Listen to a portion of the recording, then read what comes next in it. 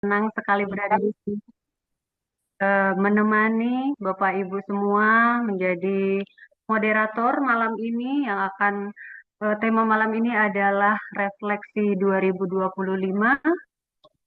move forward with awareness. Mudah-mudahan kita setelah menyimak materi dari dua materi kita, pemateri kita malam ini, kita di tahun 2026 bisa melangkah dengan lebih sadar seperti itu Umi ya. Bismillah, mungkin kita mulai saja Umi ya, sambil menunggu yang Baik, lainnya masuk ke ruangan Zoom. Saya ingin, tadi kita sudah perkenalan, saya ingin memulai dengan mengajak Bapak Ibu semuanya untuk melakukan hal kecil di awal ini. Coba kita tarik napas sebentar saja, kemudian hembuskan perlahan. Mari kita berhenti sejenak dan hadir. Hadir bukan untuk harus menjadi kuat, hadir bukan sebagai peran, bukan sebagai yang harus baik-baik saja, tapi hadir sebagai diri sendiri apa adanya. Bapak Ibu mungkin 1 tahun 2025 ada yang merasa bahwa tahun ini berlalu begitu saja seperti itu ya, tanpa sempat benar-benar menanyakan kepada diri sendiri, apa kabar dirimu? Kemudian tahun 2025 itu mungkin membawa banyak cerita. Ada yang selesai, ada yang tertunda, ada yang membanggakan, ada juga yang diam-diam melelahkan. Dan seringkali nih Bapak Ibu, kita menyimpannya rapat karena hidup terus berjalan dan kita merasa harus ikut berlari seperti itu. Nah, malam ini Bapak Ibu, kita tidak berlari, malam ini kita duduk sejenak bukan untuk menghakimi masa lalu, bukan untuk mencari siapa yang salah, tapi untuk bertanya apa yang sebenarnya aku rasakan. Perkenalkan, mungkin tadi di awal sudah berkenalan, saya Yuliani. Senang sekali malam ini bisa hadir sebagai moderator di kegiatan malam ini. Dan sebelum kita masuk ke sesi utama, Bapak Ibu, saya menyampaikan rundown dari webinar malam ini, walaupun tadi sudah sempat disampaikan sama Umi Alia sesaat Umi ya. Yang pertama kegiatan pertama malam ini kita akan merefleksikan tahun 2025 melalui tulisan yang akan nanti dibantu langsung oleh Ibu Sri Kuswayati, nama aslinya. Beliau merupakan seorang dosen dari Universitas Teknologi Bandung. Beliau juga merupakan Direktur CV Future Business Mission Solusindo, juga merupakan founder serta mentor kelas online Juragan Artikel. Nah, kami di komunitas Juragan Artikel ini memiliki panggilan sayang untuk beliau, Bapak Ibu, yaitu Umi Alea seperti tadi ya disebutkan. Assalamualaikum Umi, alhamdulillah mudah-mudahan sudah Assalamualaikum. beristirahat tambah sehat Umi ya. Amin, Sempat amin. ya mudah-mudahan lebih apa namanya nambah sehat, kemudian di tahun 2026 ini makin sehat semuanya untuk kita semua. Alhamdulillah. Kemudian setelah kita merefleksi nanti kita akan melanjutkan dengan eh, move forward with awareness, melangkah di tahun 2026 dengan lebih sadar, dan kita akan menyimak pemaparan dari pemateri kedua kita, yaitu insya Allah sudah berada bersama kita di sini ya dengan Bapak Rahmat Barus MBA. Beliau merupakan Certified Law of Attraction Facilitator atau LOA Facilitator, kemudian praktisi Neuro Linguistic Programming NLP, podcaster juga merupakan founder dari berkembangbersama.com. Selamat malam Bapak, Ada sudah bergabung nampaknya, Bapak di sini. salam kenal Bapak Rahmat. Sehat selalu ya Pak ya, Alhamdulillah sudah ada di sini bersama kita. Nah, nanti kita juga akan berkenalan langsung dengan beliau ya Bapak Ibu. Baik, sudah berapa ribu yang hadir Ada 15.000 teh. Alhamdulillah ya. Baik, karena semuanya sudah hadir secara utuh, insya Allah ya Bapak Ibu, kita langsung aja mungkin masuk ke sesi pertama, yaitu refleksi tahun 2025 melalui tulisan yang akan dipandu langsung oleh Umi Alea. Untuk waktu dan jaringan kami persilakan Umi. Ya, Bismillahirrahmanirrahim. Assalamualaikum warahmatullahi wabarakatuh. Selamat malam untuk Bapak Ibu semua. Izin kembali memperkenalkan diri saya Sri Kuswayati atau akrab dipanggil Umi Aleya, founder dari Juragan Artikel. Malam ini akan membersamai Bapak Ibu untuk kita merefleksikan apa-apa yang sudah kita alami, kita nikmati, kita syukuri, dan kita rasakan di sepanjang tahun 2025. Nah, Bapak Ibu, tadi saya sudah berkenalan dengan sebagian di sini dan salam hormat buat Pak Rahmat dari komunitas berkembangbersama.com. Terima kasih Bapak yang sudah memberikan kesempatan kepada kami dari Juragan Artikel untuk bisa berkolaborasi melaksanakan kegiatan malam ini. Jadi izin Bapak Ibu sedikit bercerita nih kronologisnya ya, bagaimana Juragan Artikel dan Inscript akhirnya bisa melaksanakan kegiatan kita di malam ini. Jadi waktu itu saya sedang aktif-aktifnya di trade ya Bapak Ibu. Kemudian saya membaca salah satu postingan dari komunitas berkembangbersama.com yang membuka kesempatan kepada siapapun untuk melakukan kegiatan kolaborasi. Dan waktu itu saya melakukan DM dan alhamdulillah direspon baik oleh tim dari Pak Rahmat yaitu di sini Teh Yasinta dan Teh Uin. Terima kasih. Kemudian kami membentuk grup tim Pak Rahmat kemudian memberikan guide dan akhirnya alhamdulillah kita bisa melaksanakan kegiatan bersama malam ini. Izin Bapak Ibu disclaimer dulu ya. Saya di sini posisinya bukan sebagai narasumber, sebagai teman saja Bapak Ibu karena sama-sama saya pun juga ingin melakukan refleksi apa-apa yang sudah saya alami dan rasakan dan nikmati dan Allah karuniakan di sepanjang tahun 2025. Seringkali Bapak Ibu kita ini hidup atas dasar KPI mungkin ya kalau di perusahaan ya pencapaian-pencapaian. Mungkin kita ingat di akhir tahun 2024 lalu kita sudah bikin list ya, list apa-apa yang ingin kita capai di sepanjang tahun 2025 ini.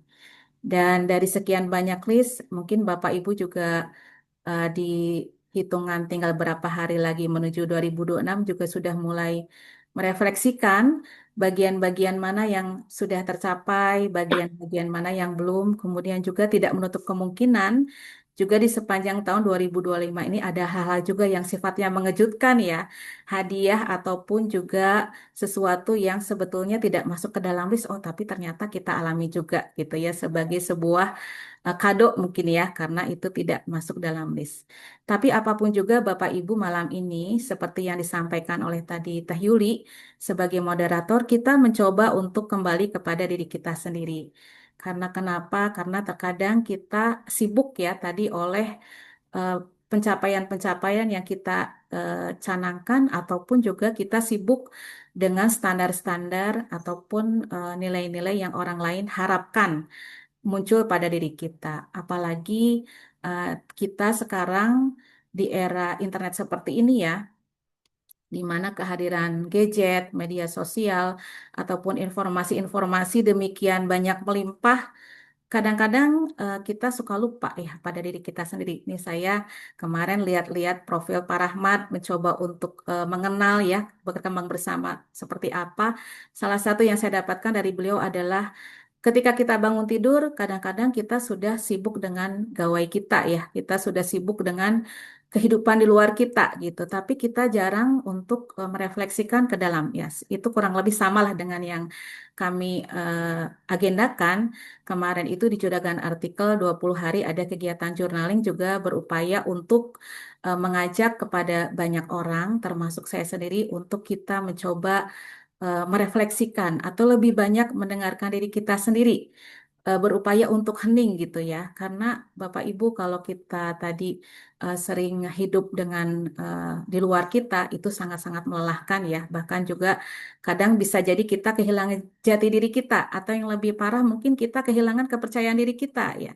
Dan mungkin yang sering kejadian kan akhirnya muncul penyakit-penyakit atau mental health ya. Itu akibat di antaranya salah satunya barangkali kita hidup atas dasar harapan-harapan atau pencapaian-pencapaian yang sebetulnya itu tidak lari atau murni dari keinginan kita sebagai manusia yang Allah ciptakan unik dengan segala macam potensi dan keunggulannya, Bapak Ibu. Nah, Bapak Ibu izin sampai dengan nanti jam 8 mungkin saya akan memimpin kegiatan refleksi. Nanti Teh Yuli dari jam 8 sampai jam 5 nanti waktunya Pak Rahmat mungkin untuk melanjutkan kegiatan malam ini, Bapak Ibu. Dan izin saya share ininya Bapak Ibu ya, share apa namanya eh, materi malam ini ya, supaya kegiatannya lebih terpimpin ya Bapak Ibu ya. Tapi sebelum saya masuk ke materi inti, Bapak Ibu boleh malam ini coba memilih satu saja benda yang ada di dekat Bapak Ibu ya. Silakan Bapak Ibu memilih satu saja benda yang ada di dekat Bapak Ibu yang itu mewakili atau mungkin juga bisa menceritakan apa-apa yang Bapak Ibu rasakan di malam ini. Boleh ya, Mangga? Silakan. Pilih satu benda yang ada di sekitar Bapak Ibu. Mungkin ada handphone, ada kacamata. Kalau dekat saya ini ada buku, ada pin ya. Silakan Bapak Ibu pilih. Ada kertas, ada bolpen ya. Jangan lupa juga Bapak Ibu siapkan alat tulis karena memang kita akan sedikit banyak menulis ya. Kalau tidak pakai bolpen, pakai handphone juga boleh alat itu ya. Sudah Bapak Ibu sudah memilih satu benda saja ya. Satu benda yang terdekat di Bapak Ibu nanti boleh menceritakan kenapa sih benda itu dipilih malam ini ya Bapak Ibu. Boleh izin mungkin saya sama Teh Yuli mungkin Teh dipilih sama moderator siapa mungkin yang bisa menyampaikan apa-apa yang dipilih malam ini ya Bapak Ibu ya. Kita serius santai ya. Baik, izin. Kami ingin mendengarkan suara dari Ibu Yuke Rahma. Sudah hadir Ibu Yuke? Teh Yuke ada. Hadir. Masya Allah. Wait, belum buka ini ya. Oh ya. Hadir Umi, Teh Ya. Yuli. Teh Yuke udah pilih benda Teh. Satu benda deket yang di dekatnya apa yang dipilih? Ya, yang di dekat handphone ini karena pas ada di depan saya. Oh iya. Ya, ini kenapa handphone dipilih Teh? Kenapa handphone yang dipilih? Karena sepertinya eh, hari-hari saya sekarang paling banyak sama dia. Nama dia ya. Bahkan kalau hilang mungkin gimana Teh? Lebih banyak dicari ya, duluan cari ya. Ya, jadi karena sebagian besar sekarang memang kegiatan saya pakai handphone gitu. Jadi mungkin kalau dihitung berapa jamnya lupa ya, tapi kayaknya sebagian besar kegiatan saya tuh sama handphone. Pilih Itu sih karena Mi. hmm, karena sebagian besar kegiatannya akhir-akhir ini dengan handphone ya. Sebagai ini ya Teh konten kreator ya. Nih Teh Yuke Iya, ini konten jadi kreator ya. kayak namanya juga kita teh ikhtiar ya. Jadi apa ya yang bisa saya lakukan produktivitas dengan handphone ini gitu kan. Konten kreator iya, coba dikembangkan gitu ya.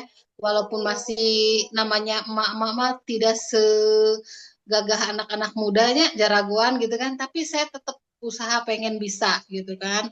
Terus jualan kuliner juga saya kan tetap harus pakai handphone nih. Ya, Terus yang lainnya ya jualan online juga sedang saya tekuni ya, digital marketing lah gitu ya. Itu juga basically komputer apa handphone, pakai laptopnya belum saya kuasai gitu. Paling kegiatan nulis itu pun masih sedikit kalau di tahun ini ya, agak sedikit ya laptopnya berarti jarang banget saya sentuh. Jadi lebih banyaknya memang pakai handphone. baik. Terima kasih Teh Yuke sudah berbagi apa yang dipilihnya dan kenapa memilih handphone ya. Terima kasih Teh Yuke. Ya, mungkin dua orang Sama-sama. lagi Teh Yuli, dua orang lagi mungkin dipilih. Terima kasih. Kalau Teteh Yuke memilih tadi handphone seperti itu ya, yang ada di hadapannya. Kita mungkin ke Bapak ya, karena ada Ibu, ada Bapak. Kita juga ingin mendengarkan suara dari Bapak Samuel. Izin. Malam, Selamat malam Bapak. malam Teh. Untuk benda yang sudah Bapak pilih kira-kira malam ini apa Pak? Malam ini saya memilih kipas angin elektrik ya, yang bisa portable. Angin elektrik. Kenapa Bapak memilih kipas angin elektrik? Nah, kebetulan hari ini tadi di kota Solo itu panas sekali. Jadi tadi kemana-mana dibawa, meskipun pakai mobil pun juga dibawa. Yang kecil itu Karena ya dia Pak ya, memang yang digenggam itu ya Pak? iya. Iya. Panas Jadi ternyata memang sore. iya membantu sekali kondisi mendung kan tadi pagi aktivitas di sini banyak tamu karena ya berbeda. Jadi banyak yang datang ke rumah, lalu keluarga banyak yang datang, jadi nemenin mereka untuk jalan juga, keliling cari batik di Dana Radi, nyebutin Nah, merek. Ya kurang lebih begitu. eh, berarti Bapak sekarang masih pakai kipas juga Pak ya? Sambil online. Oh iya, Iya, untuk dipegang aja. panas berarti Pak ya Solo ya. Eh, Iya. iya, saya belum pernah nih ke Solo. Mudah-mudahan satu saat ya bisa main ke sana juga teman-teman yang ada di Oke. sana nih. Bandung juga Ya. sekarang lumayan panas nih, hot-hot juga. Cuma tadi hujan nih. Terima kasih. Terima kasih ya Pak Samuel sudah berbagi ya Teh Yuli. Jadi ada yang pegang apa namanya tadi handphone, ada yang memilih juga kipas angin. Oh, dua lagi deh Teh biar adil. Dua lagi, satu perempuan, satu laki-laki lagi. Karena di sini kita kan apa ada bapak ada ibu juga ya. Baik, Jin. Kami ingin mendengarkan sekarang suara dari Ibu Janita.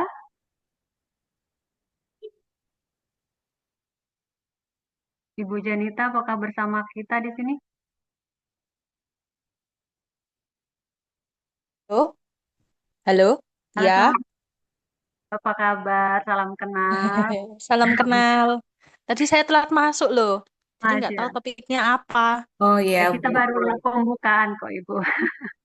Jadi, kami ingin mengetahui sebelum kita mulai ke sesi menulis nanti untuk refleksi, kami ingin mengetahui tadi Ibu Sri atau Umi Alea mengajak kita untuk menunjuk atau mengambil benda-benda di sekitar Ibu yang mewakili, yang mungkin mempunyai cerita, kira-kira apa itu yang ada, yang dekat dengan Ibu, seperti itu.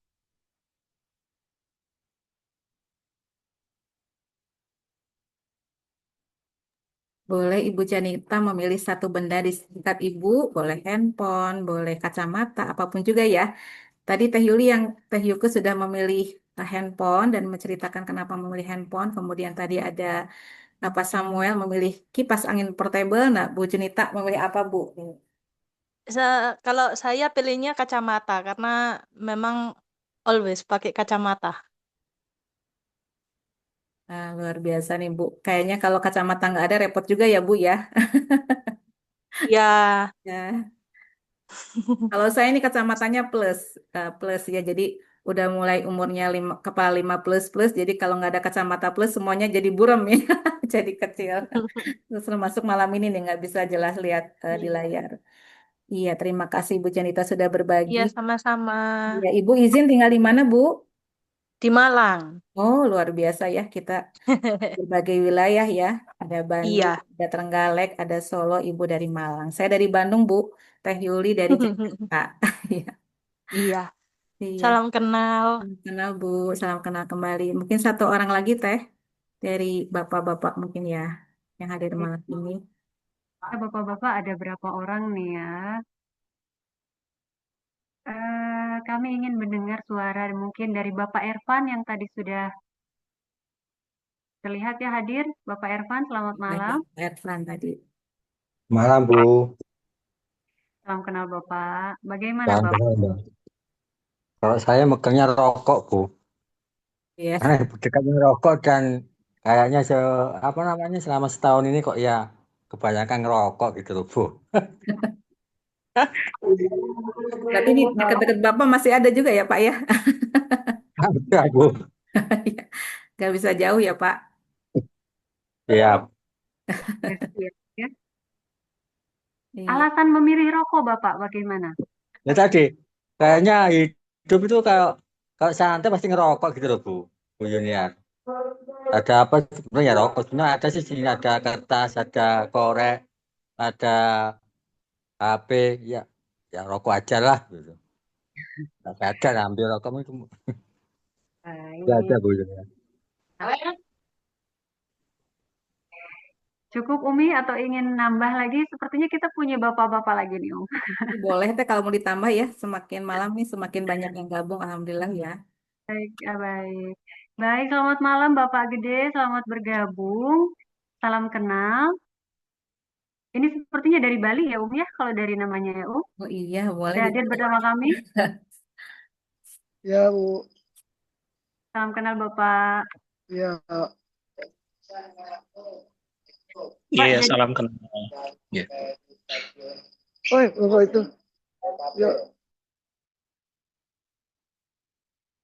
baik. Jadi kami ingin mengetahui Bapak sebelum kita mulai ke sesi utama, kami ingin mengetahui benda-benda yang di sekeliling Bapak saat ini.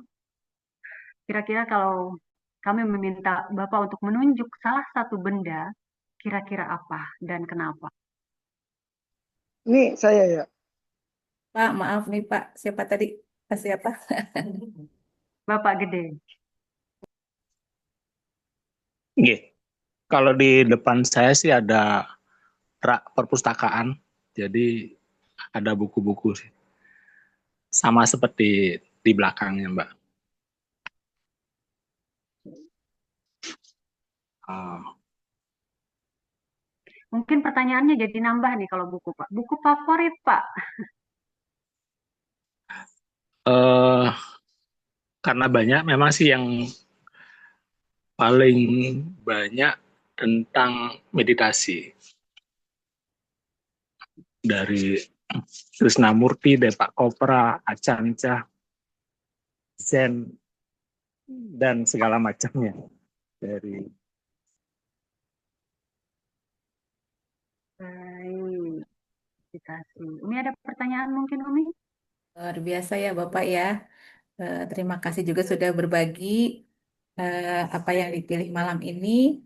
Dan tadi terkait buku-buku juga ya, pastinya nanti kalau ada sesi khusus juga bisa berbagi khusus ya dengan buku-buku yang dibacanya. Kalau tidak salah di Berkembang Bersama ada kegiatan book club ya, Teh Uin, Ya, Pak Ahmad Pak. ya. Situ juga biasanya berbagi ya Pak ya, iya, Bu. berekomendasi Ada. atau insight dari bukunya. Terima kasih Bapak Ibu yang sudah berbagi malam ini. Mungkin sekarang dikasih kesempatan yang mau berbagi tapi tidak ditunjuk ya.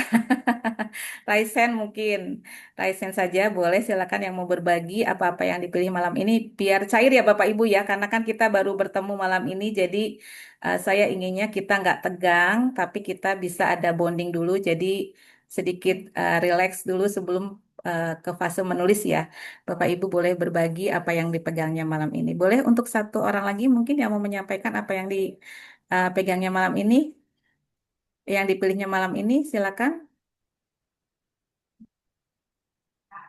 Atau kembali lagi ditunjuk deh kalau gitu sama Ibu moderator. Satu orang lagi ya. Ini Tadi ada satu teh orang. ada Oh, di iya. sini Teh Uin katanya Teh Uin. Teh Uin pada open mic ya. Oh nggak open mic. Oh siap-siap ada si kecil ya. Boleh mungkin dibacakan teh ininya. Baik dari Teh Upin. Ya, saya Teh scroll. Uin dari Teh Uin. Iya. Teh Win katanya aku pilih mug Umi. Maaf Umi kalau bisa open mic soalnya berisik banget. Nah, Teteh kenapa nih pilih mug? Teh, alasannya pilih mug. Saya harus banyak minum nih. Saya harus banyak minum. Jadi diingatkan nih. Mendengarmu.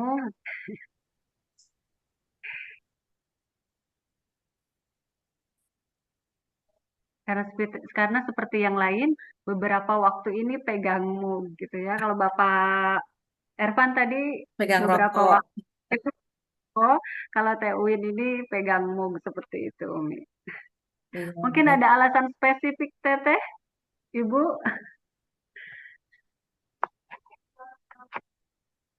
Mungkin sepertinya harus banyak minum ya. Gitu ya Teh Uin.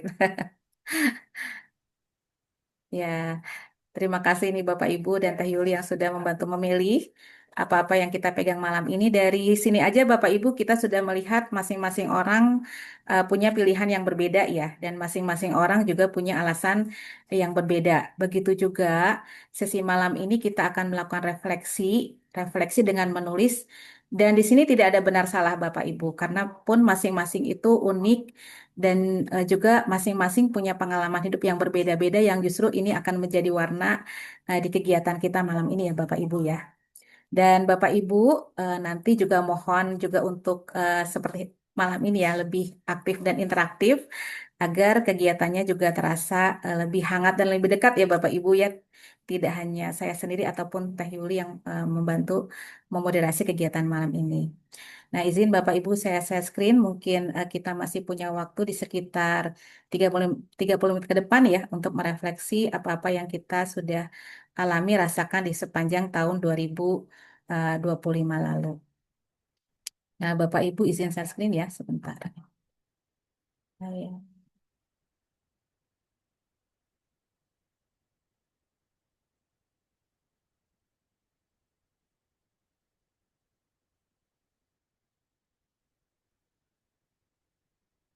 Apakah sudah tampil Bapak Ibu? Sudah, Umi. Nah, Bapak Ibu, jadi kita akan merefleksi di sepanjang 2025 ini, apa-apa yang sudah kita alami, kita akan tuliskan Bapak Ibu ya, dalam bentuk tulisan. Itu nanti kita akan menuliskan apa-apa sih yang masih eh, apa namanya bisa kita genggam ataupun di sini eh, kita genggam untuk kita bertumbuh di tahun 2026, apa-apa yang sebetulnya dari tahun ke tahun itu kita rasakan itu masih menetap dan menjadi bagian dari diri kita, dan apa-apa yang kiranya terasa berat bagi kita dan kita memutuskan untuk moving ya, untuk move atau untuk melepaskan hal-hal yang mungkin sudah tidak relate lagi dengan kehidupan kita Bapak Ibu. Nah, di sini mungkin Bapak Ibu berpikiran sepertinya kita butuh waktu lebih panjang gitu ya. Kalau kita akan merefleksikan sesuatu, butuh waktu khusus, butuh waktu apa namanya lebih sepi, lebih hening lagi. Nah, tapi malam ini memang saya mengajak Bapak Ibu untuk langsung saja spontan menuliskan apa-apa yang memang Bapak Ibu rasakan ya. Jadi secara spontan saja karena bisa jadi itu memang yang lebih relate ya dengan pengalaman Bapak Ibu di hari ini. Nah, Bapak Ibu di sini kita mungkin sama-sama silakan kita interaktif saja Bapak Ibu untuk Bapak Ibu menuliskan 3 kata tentang tahun 2025 di kolom komentar ya, di komentar di eh, Zoom malam ini. Jadi silakan Bapak Ibu tulis 3 kata terkait tahun 2025. Silakan Bapak Ibu untuk menuliskannya. Misalnya saya merasa bahagia atau apapun juga ya. Cukup dalam 3 kata saja yang malam ini, di detik ini ya, di saat ini Bapak Ibu rasakan terkait tahun 2025. Boleh Teh Yuli nanti dibantu dibacakan ini apa saja komen-komennya di malam ini yang Bapak Ibu tuliskan terkait tahun 2025. Baik, di sini sudah ada yang mencoba menuliskannya. Terima kasih nih Bapak Ibu yang sudah mulai berpartisipasi. Nikmati, lepaskan transformasi. Wah, keren. Pak Gede, terima kasih sudah berbagi. Bapak memilih 3 kata yang mewakili tahun 2025 adalah nikmati, lepaskan, dan transformasi. Kemudian Mbak Emi, terima kasih Mbak Emi sudah berbagi dengan menuliskan apa-apa yang dialami di tahun 2025 dengan terlatih menjaga kewarasan. Memang Mbak Emi ini luar biasa ya. Sangat sering berbagi Teh Yuli dan Bapak Ibu dengan jurnalingnya. Saya juga banyak terinspirasi dengan jurnalingnya Mbak Emi. Oh, Teh Yasinta, ya. Saya merasa cukup. Terima kasih Teh, luar biasa ya. Teh Yuke menyampaikan tahun 2025 itu dengan tantangan, hadapi, dan tetap jalani. Masya Allah, luar biasa nih Teh Yuke. Kemudian Teh Feni menuliskan bersyukur, tak terduga, dan waras. Wah, luar biasa ya. Ada juga di sini Kak Meli Meli. menuliskan terasa begitu cepat. Ah, ya. Berikutnya di sini ada Pak Samuel menuliskan seru, suasana baru katanya, bahagia ya, penuh kebahagiaan ya Pak Samuel ya. Kemudian di sini Pak Ervan terasa tak terbayangkan katanya. Mungkin banyak kejutan ya Pak ya. Di tahun 2025-nya Pak Ervan ini banyak kejutan sepertinya karena menulisnya terasa tak terbayangkan katanya. Ya, berikutnya di sini ada Kak Jack, di sini The Jack, fase diri dan keyakinan. Ya, luar biasa ya. Bapak Ibu yang lainnya boleh ikut berpartisipasi ya. Ada Kak Janita di sini, kesadaran baru, self love dan pelepasan. Ya, luar biasa. Kemudian di sini ada Kak Atik menuliskan sedih, perjuangan, dan bersyukur. Ya, peluk-peluk nih buat Kak Atik ya. Tampaknya mungkin agak berat ya, terasa dari tulisannya. Pasti masing-masing orang bebas ya Bapak Ibu ya. Di sini tidak ada salah benar, karena pasti kita punya pengalaman yang berbeda. Kak Dewi, challenging, undescribable, dan Grace. Luar biasa ya Kak Dewi ya. Terima kasih sudah berbagi. Silakan Bapak Ibu yang lainnya. Kita di sini menjadi ruang untuk melepaskan apapun juga Bapak Ibu dan tidak ada salah benar. Karena balik lagi masing-masing pasti memiliki perjalanan yang berbeda ya, perjalanan yang unik, yang itu membawa cerita yang membuat hidup kita makin berwarna ya Bapak Ibu ya. Kebayang kalau semua ceritanya sama flat ya Teh Yuli ya. Baik, silakan ada yang mau menyampaikan lagi Bapak Ibu. Nah, baik. Kita masuk ke yang berikutnya Bapak Ibu, satu hal mungkin yang ingin dilepaskan ya di tahun 2025 ini. Silakan Bapak Ibu tuliskan satu saja, satu hal yang ingin dilepaskan oleh Bapak Ibu di tahun 2025 ini. Ya, mungkin sesuatu yang selama ini digenggam erat gitu ya, sangat melekat dengan hal itu, tapi kemudian Bapak Ibu sadari, oh ternyata udah nggak bisa lagi deh, udah nggak mungkin lagi gitu ya terus-menerus melekat dengan hal itu sehingga Bapak Ibu mencoba untuk mengikhlaskan, untuk melepaskan dan siap untuk masuk ke 2026 yang lebih baik lagi. Rasa takut Teh Feni, terima kasih ya. Memang rasa takut itu kadang-kadang membuat langkah kita menjadi terbatas ya karena kita tadi belum apa-apa sudah mendahulukan rasa takut ya. Terima kasih di Baik, sini dari ada Mbak Emi juga nih. Ya. dari Mbak Emi katanya Ibu Ya. menyalahkan diri, ingin melepaskan mungkin di tahun 2025 masih ada sering lebih menyalahkan diri, tahun 2026 insya Allah enggak lagi ya Mbak ya. Lagi. Kemudian dari Mbak Janita ingin melepaskan controlling, kalau dari Teh Yuke ingin melepaskan kekecewaan. Kemudian dari Kak Nita ingin melepaskan overthinking. Kemudian dari Bapak The Jack ya, kalau ini Bapak ya, punten kalau salah menyebutkan, takut, ragu, dan khawatir. Mudah-mudahan tahun 2006 kita sudah tidak khawatir lagi ya. Kalau dari Teh Meli, ingin melepaskan, ingin keluar dari zona nyaman ya. Kemudian dari Teh Yasinta ingin tidak FOMO lagi seperti itu ya Teh ya. Ada Tidak lagi yang lain perlu. mungkin dari Bapak Samuel ingin apa ini namanya decluttering gitu ya. Mungkin pakaian-pakaian yang sudah tidak terpakai ingin didonasikan seperti itu ya Bapak ya. Karena katanya kalau pakaian tidak terpakai ini juga menarik energi kurang baik seperti itu ya Iya, ya. iya, betul. Kemudian dari Teh Dewi nothing. Jadi ingin melepaskan tidak ada yang ingin dilepaskan atau bagaimana ini Teh? Ya, Baik, Bapak Ibu, silakan mungkin ada yang mau menyampaikan kenapa itu yang dilepaskan mungkin boleh berbagi ya, berbagi dulu ya sebelum kita masuk ke satu hal yang akan kita syukuri Teh Yuli boleh. baik. Nah, kalau tadi mungkin apa yang ingin dilepaskan, sekarang alasannya. Ya. Mengapa ingin melepaskan? Mungkin kita kembali dari yang pertama tadi, dari Kak Feni ya. Tadi Kak Feni ingin melepaskan rasa takut, kemudian Mbak Emi menyalahkan diri, kemudian Mbak Janita controlling, mungkin ingin berbagi juga Atau yang menarik ini, alasan. yang menarik Kak Dewi, Teh Yuli, Kak Dewi katanya nothing ya. Boleh mungkin Kak Dewi berbagi kenapa memilih nothing. Selamat malam. Malam. Wah, ini padahal saya lagi nggak pengen ngomong ini. Dipaksa ngomong ya. Dipanggil ngomong. Menarik soalnya menarik ya, memilih nothing. Eh, apa ya? Karena saya apa ya? Kenapa saya nggak ada yang perlu dilepaskan? Mungkin karena ya memang nggak ada yang perlu dilepaskan, Karena bukan sudah tidak ada karena kemelekatan lagi ya, Kak ya. iya mungkin bisa begitu dan saya jujur aja bilang nggak tahu. Iya, dengan ya. Iya, iya. Yang zone Ada gitu ini. karena experience apapun ya buat saya ya udah gitu.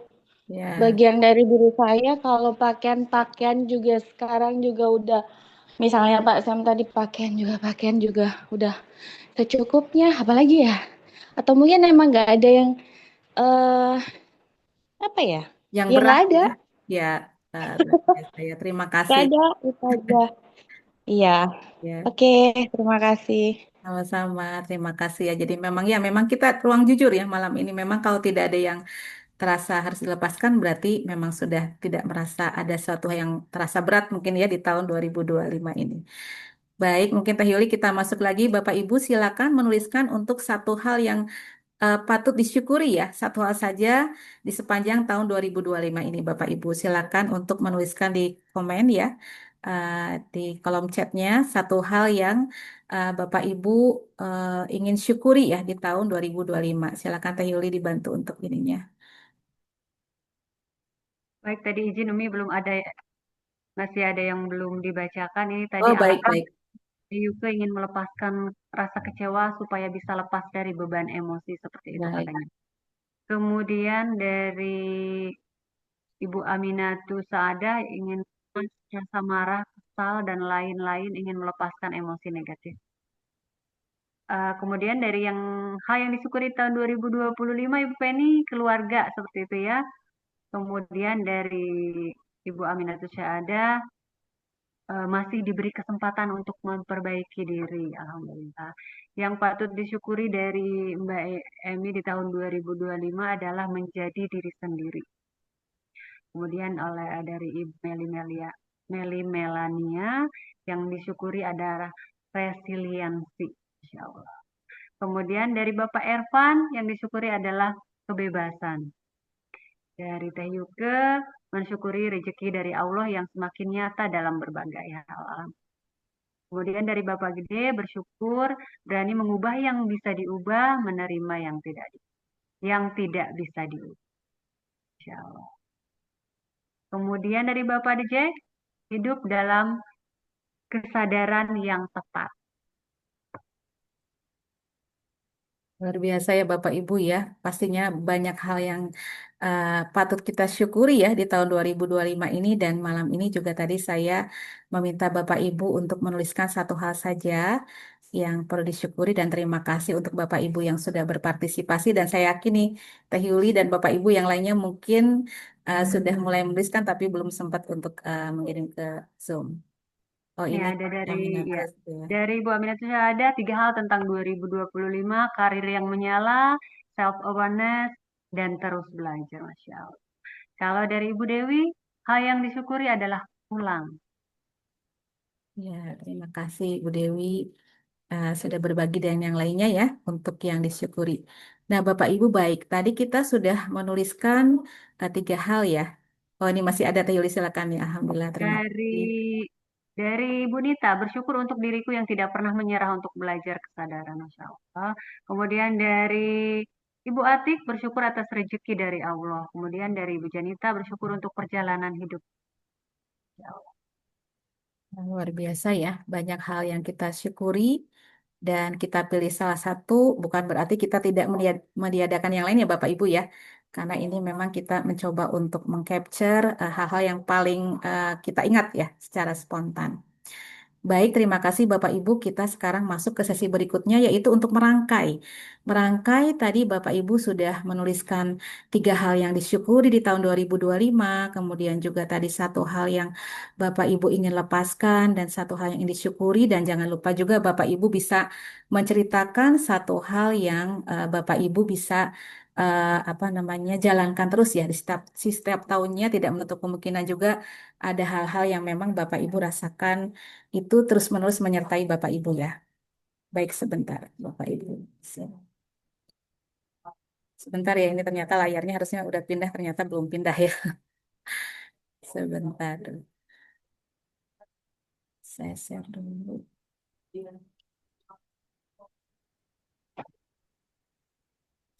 Sebentar ya Bapak Ibu ya, sedang memindahkan slide dulu ini. Sudah muncul ya Teli? Baru mulai, masih Baru mulai. loading. Oh, masih loading ya? Belum, ini masih di layar utama ini. Oh baik, oh sebentar. Udah pindah belum?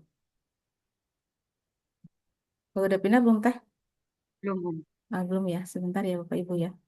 Jadi Bapak Ibu dari apa yang kita sampaikan itu tadi kita mencoba untuk merangkaikan ya menjadi tulisan ya supaya bisa kita kenang bersama, bisa kita refleksikan bersama ya apa-apa yang sudah Bapak Ibu sampaikan di malam ini. Sebentar, kok nggak pindah ya?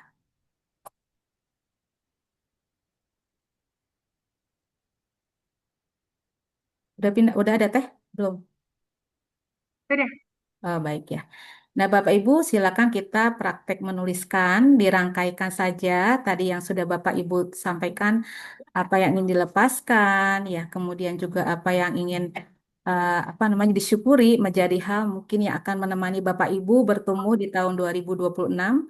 Kemudian juga Bapak Ibu silakan tuliskan apa-apa yang senantiasa terasa tetap tinggal dari tahun ke tahun bersama Bapak Ibu. Silakan Bapak Ibu untuk menuliskannya secara cepat saja Bapak Ibu ya selama 5 menit ke depan ya. Nanti karena kita akan masuk lagi kepada sesi yang mungkin lebih menarik lagi ya insya Allah dengan Bapak Rahmat Barus ya. Silakan Bapak Ibu untuk menuliskannya ya. Saya berikan waktu pendek saja selama 5 menit saja ya karena tidak usah panjang-panjang karena kita akan masuk ke sesi berikutnya. Silakan Bapak Ibu.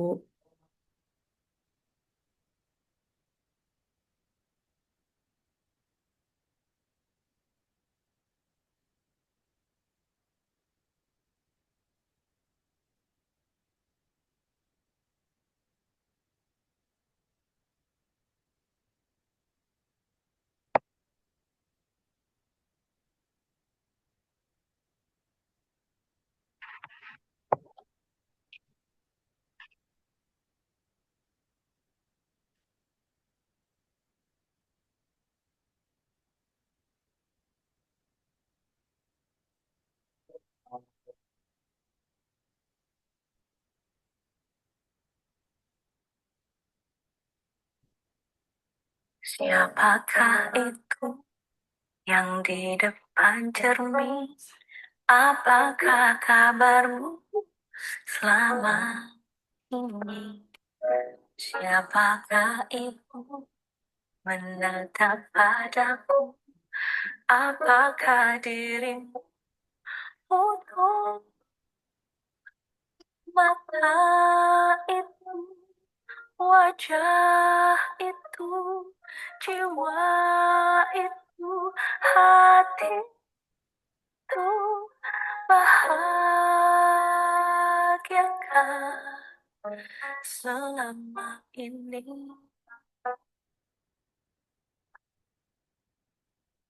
Kau terindah, walau tak sempurna. Kau berharga, karena kau diciptakan mulia oleh Sang Pencipta. Sadari dirimu, sayangi dirimu,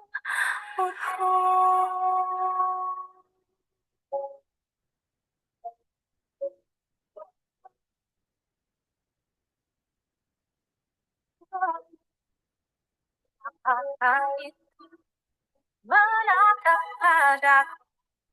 Apakah dirimu utuh? Jiwa itu, hati itu, bahagiakan selama ini. Ku bahagia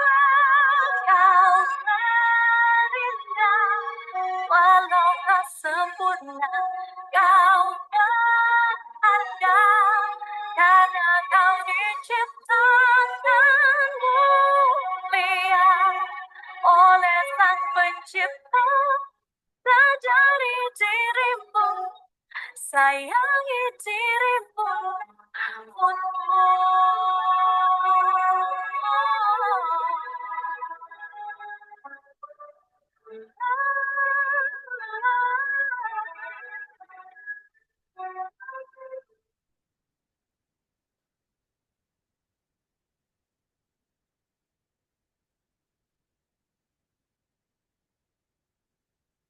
kau terindah, walau tak sempurna, kau berharga, karena kau diciptakan mulia oleh Sang Pencipta. Sadari dirimu, sayangi dirimu.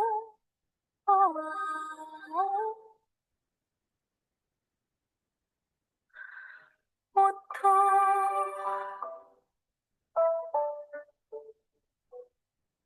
Mutu.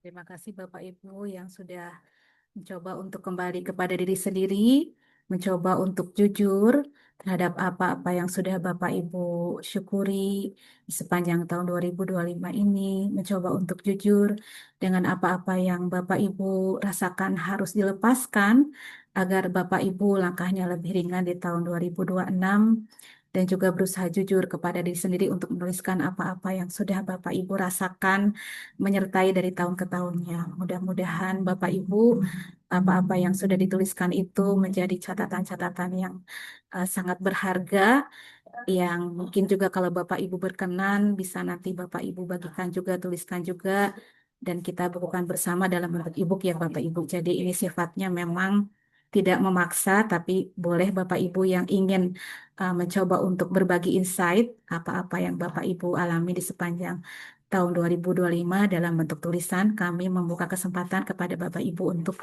menuliskannya bersama dalam bentuk e-book. Baik Teh, mungkin bisa dipilih siapa yang mau menuliskannya atau menyampaikan insight-nya mungkin sebelum kita berpindah kepada Bapak Rahmat Barus untuk sesi kedua Teh. Silakan. Masih ada waktu 1 menit lagi ya.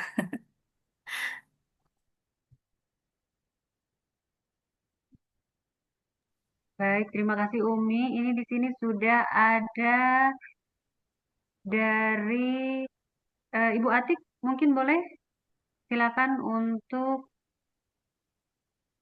open mic. Ya, dari ini ya, chat ya. Terima kasih nih Teh Yuli sama Teh Yuke ya dan Bu Atik ya, Kak Atik yang sudah berbagi di tahu apa yang dialami dalam bentuk narasi ya, digabungkan di tahun 2025. Boleh Kak Atik untuk membacakan langsung ya? Silakan open mic sebelum berpindah ke materi kedua ya. Mungkin kita berikan kesempatan ke satu orang saja. Ya. Assalamualaikum. Waalaikumsalam. Singkat aja ya Teh ya. Ya, boleh. Kesedihan dan perjuangan selama tahun 2025 merupakan pelajaran berarti untuk kekuatan perjalanan hidup di tahun 2026. Kekuatan terbesar adalah kasih sayang dari anak-anak sepanjang perjalanan tahun ini. Gitu aja. Iya, peluk ya buat Bapak Atik. Terima kasih sudah berbagi. Semangat. Ini kalau deket ya aku peluk ya. Virtual. Iya, kerasa banget. Ini sebetulnya masih banyak yang bisa dibacakan ya. Gimana? Masih minta waktu dulu ke Pak Rahmat mungkin ya Pak. Apakah berkenan Pak? Boleh ditambah waktunya dulu ini untuk sesi 1. Ada yang menuliskan di chat ya. Iya, terima kasih. Ini mungkin satu orang lagi nih mungkin Teh sebelum berpindah ya supaya nggak terlalu malam mungkin ya.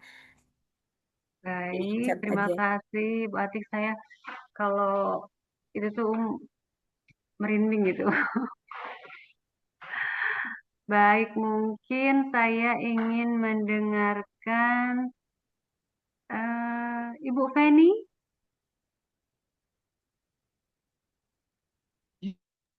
Ya, Ibu silahkan.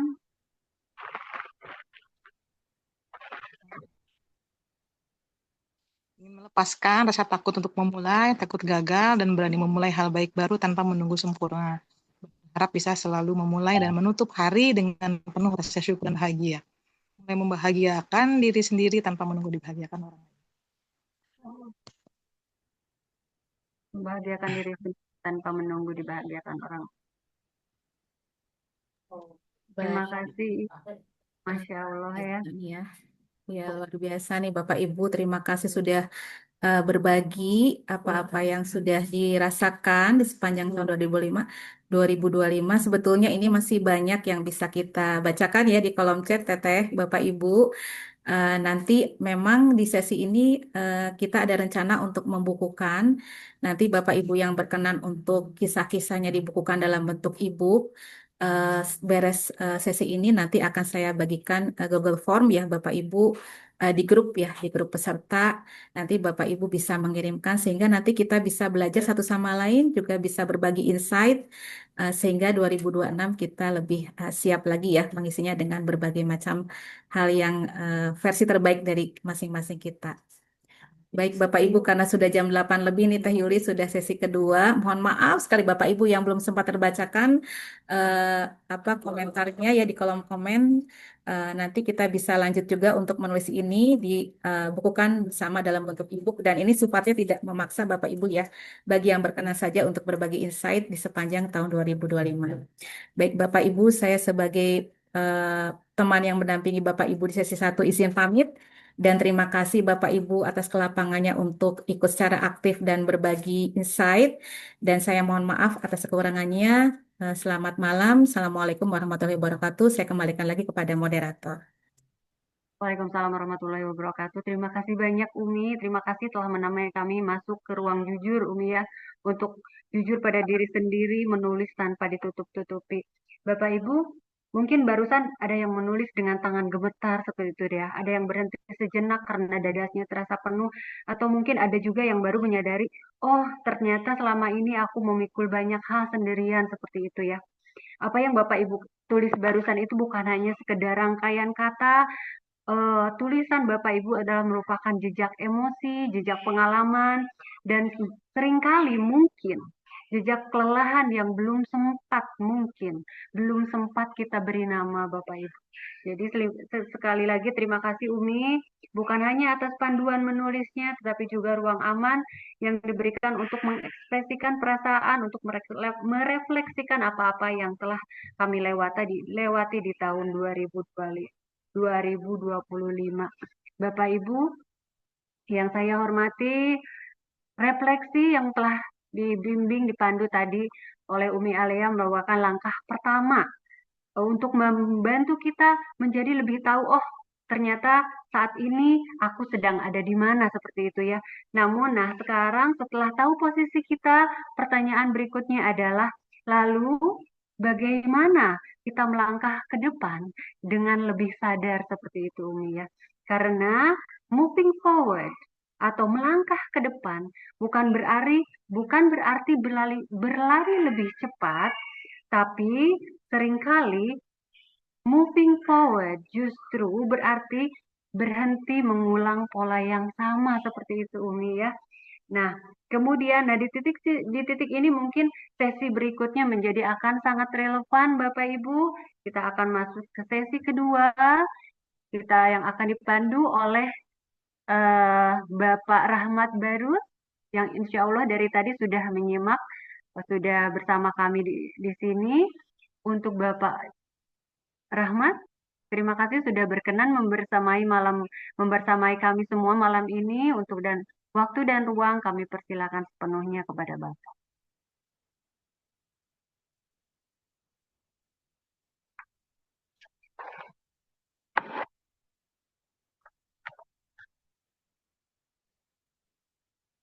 Suaranya punten masih di mute Bapak.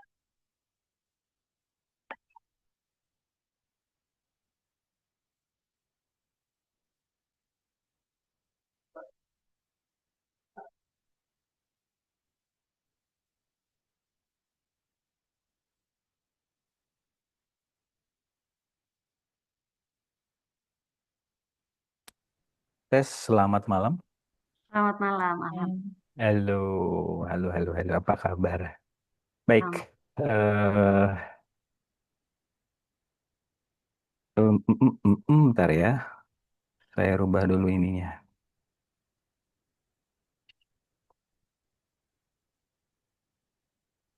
Eh,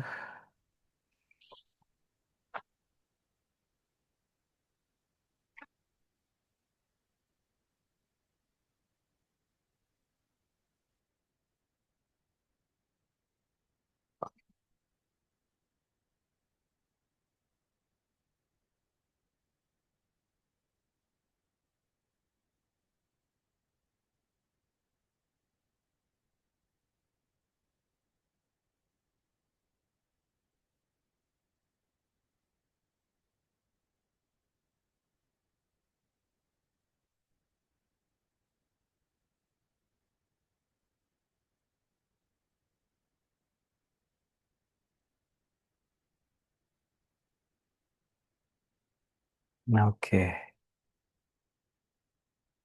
baik. Ya, bisa kita mulai. Udah bisa dimulai nih? Silakan, Bapak. Oke, baik. Bentar ya.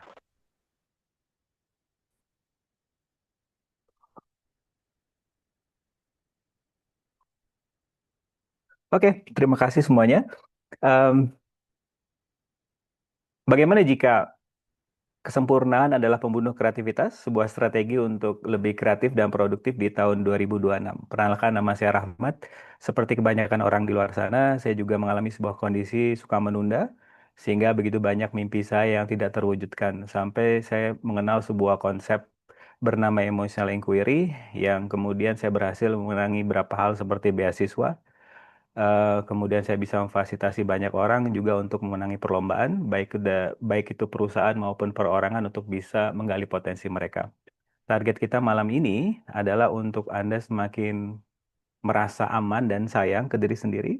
Dan jangka panjang kita, Anda tidak sabar untuk menjalani 2026 karena Anda sudah menemukan potensi unik dalam diri Anda. Kita tidak lagi melihat kiri kanan, fokus ke perjalanan kita, karena yang paling penting sudah sejauh mana kita mengakui perkembangan kita.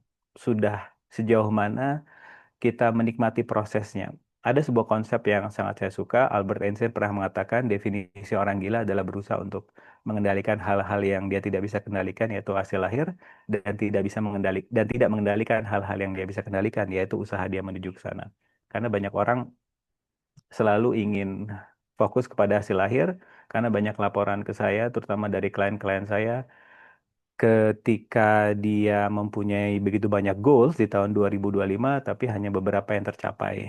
Akhirnya saya jelaskan sebuah konsep penelitian yang ditemukan bahwa akan terjadi kenaikan member gym di awal tahun itu naik 90% dan turun di bulan Juli sekitar 60%. Kenapa ini terjadi? Karena mereka bergantung kepada motivasi. Seperti yang kita sudah pahami bersama, motivasi tidak bisa diandalkan karena sifatnya naik turun. Bergantunglah kepada kebiasaan kecil rutin. Ada sebuah buku yang mungkin Anda bisa pertimbangkan untuk baca, yaitu Tiny Habit dari Profesor B.J. Fogg dari Stanford. Em, Dia pernah mengatakan em, konsep tadi, karena saya dapatkan konsep itu dari Profesor B.J. Fogg yang dia mengatakan, tolong berhenti bergantung kepada motivasi, bergantunglah kepada kebiasaan kecil rutin. Dan dari yang saya sampaikan, dari apa yang sudah saya dengar dari beberapa teman tadi melakukan latihan-latihan, ada satu apa namanya ya, cara pandang yang cukup menarik dan em, kami dari Berkembang Bersama kebetulan kami mempunyai member di grup kami The Power of Question sekitar 600-an lebih, yang mana seminggu ini saya melakukan semacam pooling ya, riset kecil-kecilan. Apa sih yang menyebabkan orang itu masih menunda untuk mengekspresikan potensi? Karena menurut saya eh, penghalang terbesar untuk menggali potensi kita adalah diri kita sendiri, terutama dari keinginan kita untuk sempurna. Itu data yang kami dapatkan, rata-rata dari member kami yang susah untuk mengekspresikan potensi akibat ingin sempurna. Kedua, terlalu banyak dipikirkan. Dan yang ketiga adalah tentunya eh, rasa takut tidak divalidasi dari karya-karya mereka. Jadi sebenarnya kalau Anda mempunyai kolega dan dia curhat kepada Anda, kok karya saya seperti YouTube, podcast, atau apapun itu tidak saya publish, kenapa ya? Anda bisa gunakan pertanyaan ini. Anda bisa tanya kepada dia, emosi apa sih yang sedang kamu tolak sehingga kamu tidak mewujudkan mimpimu. Karena rata-rata ini sesuai dengan statement dari atau quote dari Hafiz, itu adalah Sufi Persia abad ke-14. Dia mengatakan bahwa ketika ada orang sedang berbicara kepada kita, dia sedang membisikkan kepada kita, tolong cintai saya. Artinya apa? Setiap karya yang orang lakukan, setiap eh, obrolan orang sampaikan kepada kita, sebenarnya dia sedang membisikkan kepada kita, tolong dong dengarkan saya, alias tolong dong cintai saya, tolong dong sukai karya-karya yang sedang saya buat, alias tolong dong cintai saya. Oleh karena itu, ketakutan orang untuk tidak berkarya sebenarnya alias menunda itu sebab akibat dari ada emosi ketakutan tidak dicintai yang mereka tutupi. Ada sebuah cerita yang cukup menarik yaitu klien saya dia em, ketika ketika ingin menikah dengan pacarnya ternyata ditolak oleh calon mertuanya karena dianggap tidak mempunyai apa ya tidak berpotensi lah gitu. Em, dia merasa sakit hati, kemudian dia bekerja keras sampai sukses. Nah, di tengah kesuksesannya, dia tidak bisa merasakan jatuh cinta lagi. Akhirnya dia menghubungi saya. Ketika kita ngobrol, kita melakukan sebuah teknik bernama regresi. Kita tarik ke masa lalu kenapa ini terjadi. Oh, ternyata ketika dia mengalami sakit hati di masa lalu, dia menutupi emosi sakit hati tersebut dengan rajin berkarya, dengan berusaha, dengan aku nggak mau merasakan rasa sakit ini, aku harus sukses. Nah, menariknya di tengah kesuksesan mereka, di tengah suksesnya dia tidak bisa merasakan cinta lagi. Saya jelaskan kepada dia ada sebuah konsep yang cukup menarik yang dikenalkan oleh Connie Zwick, penulis buku Romancing the Shadow. Dia pernah mengatakan bahagia itu adalah ibu dari para emosi yang tidak akan pernah masuk ke sebuah rumah kalau anak-anaknya tidak pernah diundang masuk ke rumah tersebut. Apa maksudnya? Kita tidak akan pernah merasakan jatuh cinta kalau sakit hati tidak pernah diterima. Kita tidak akan pernah merasa percaya diri kalau tidak percaya diri tidak pernah diterima. Kita tidak akan pernah menjadi orang yang sabar kalau rasa marah itu tidak pernah diterima. Mungkin ini agak ekstrim ya, tapi kalau Anda lihat berita di Detik misalnya, ada pembunuhan.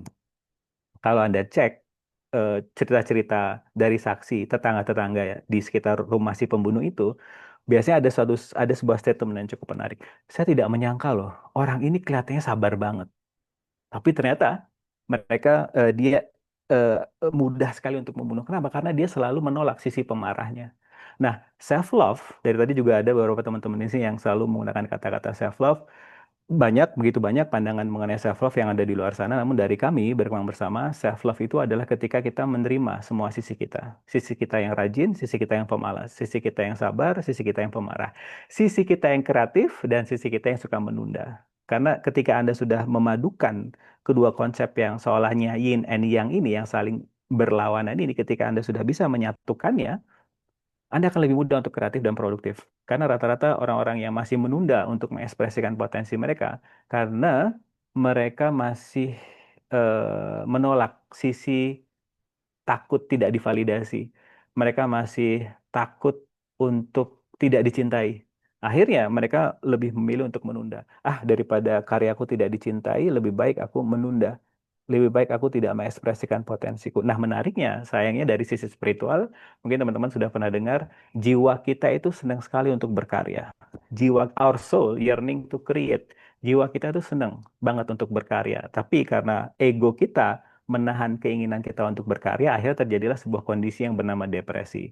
Nah, depresi versi berkembang bersama hanyalah sebuah potensi dalam diri kita yang selalu kita tunda. Nah, ketika Anda mengizinkan untuk mewujudkannya menjadi sebuah kenyataan, eh, kondisi depresi tersebut akan mencair akibat dari kita mengikuti kata jiwa kita yang yuk mari kita berkarya, mari kita berkarya. Dan tentunya definisi berkarya pastikan temukan versi Anda karena ada klien saya di pagi hari dia panik WhatsApp saya dengan mengatakan, saya udah lihat teman-teman saya di jam 6 pagi sudah nge-gym, sedangkan saya masih di atas tempat tidur.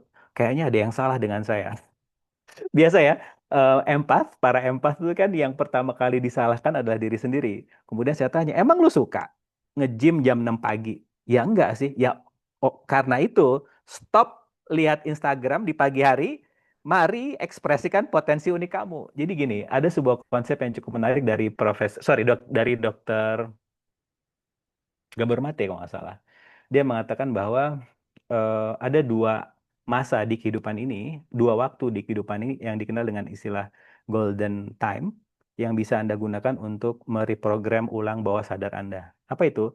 5 menit sebelum tidur dan 5 menit sesudah bangun tidur. Maksudnya apa?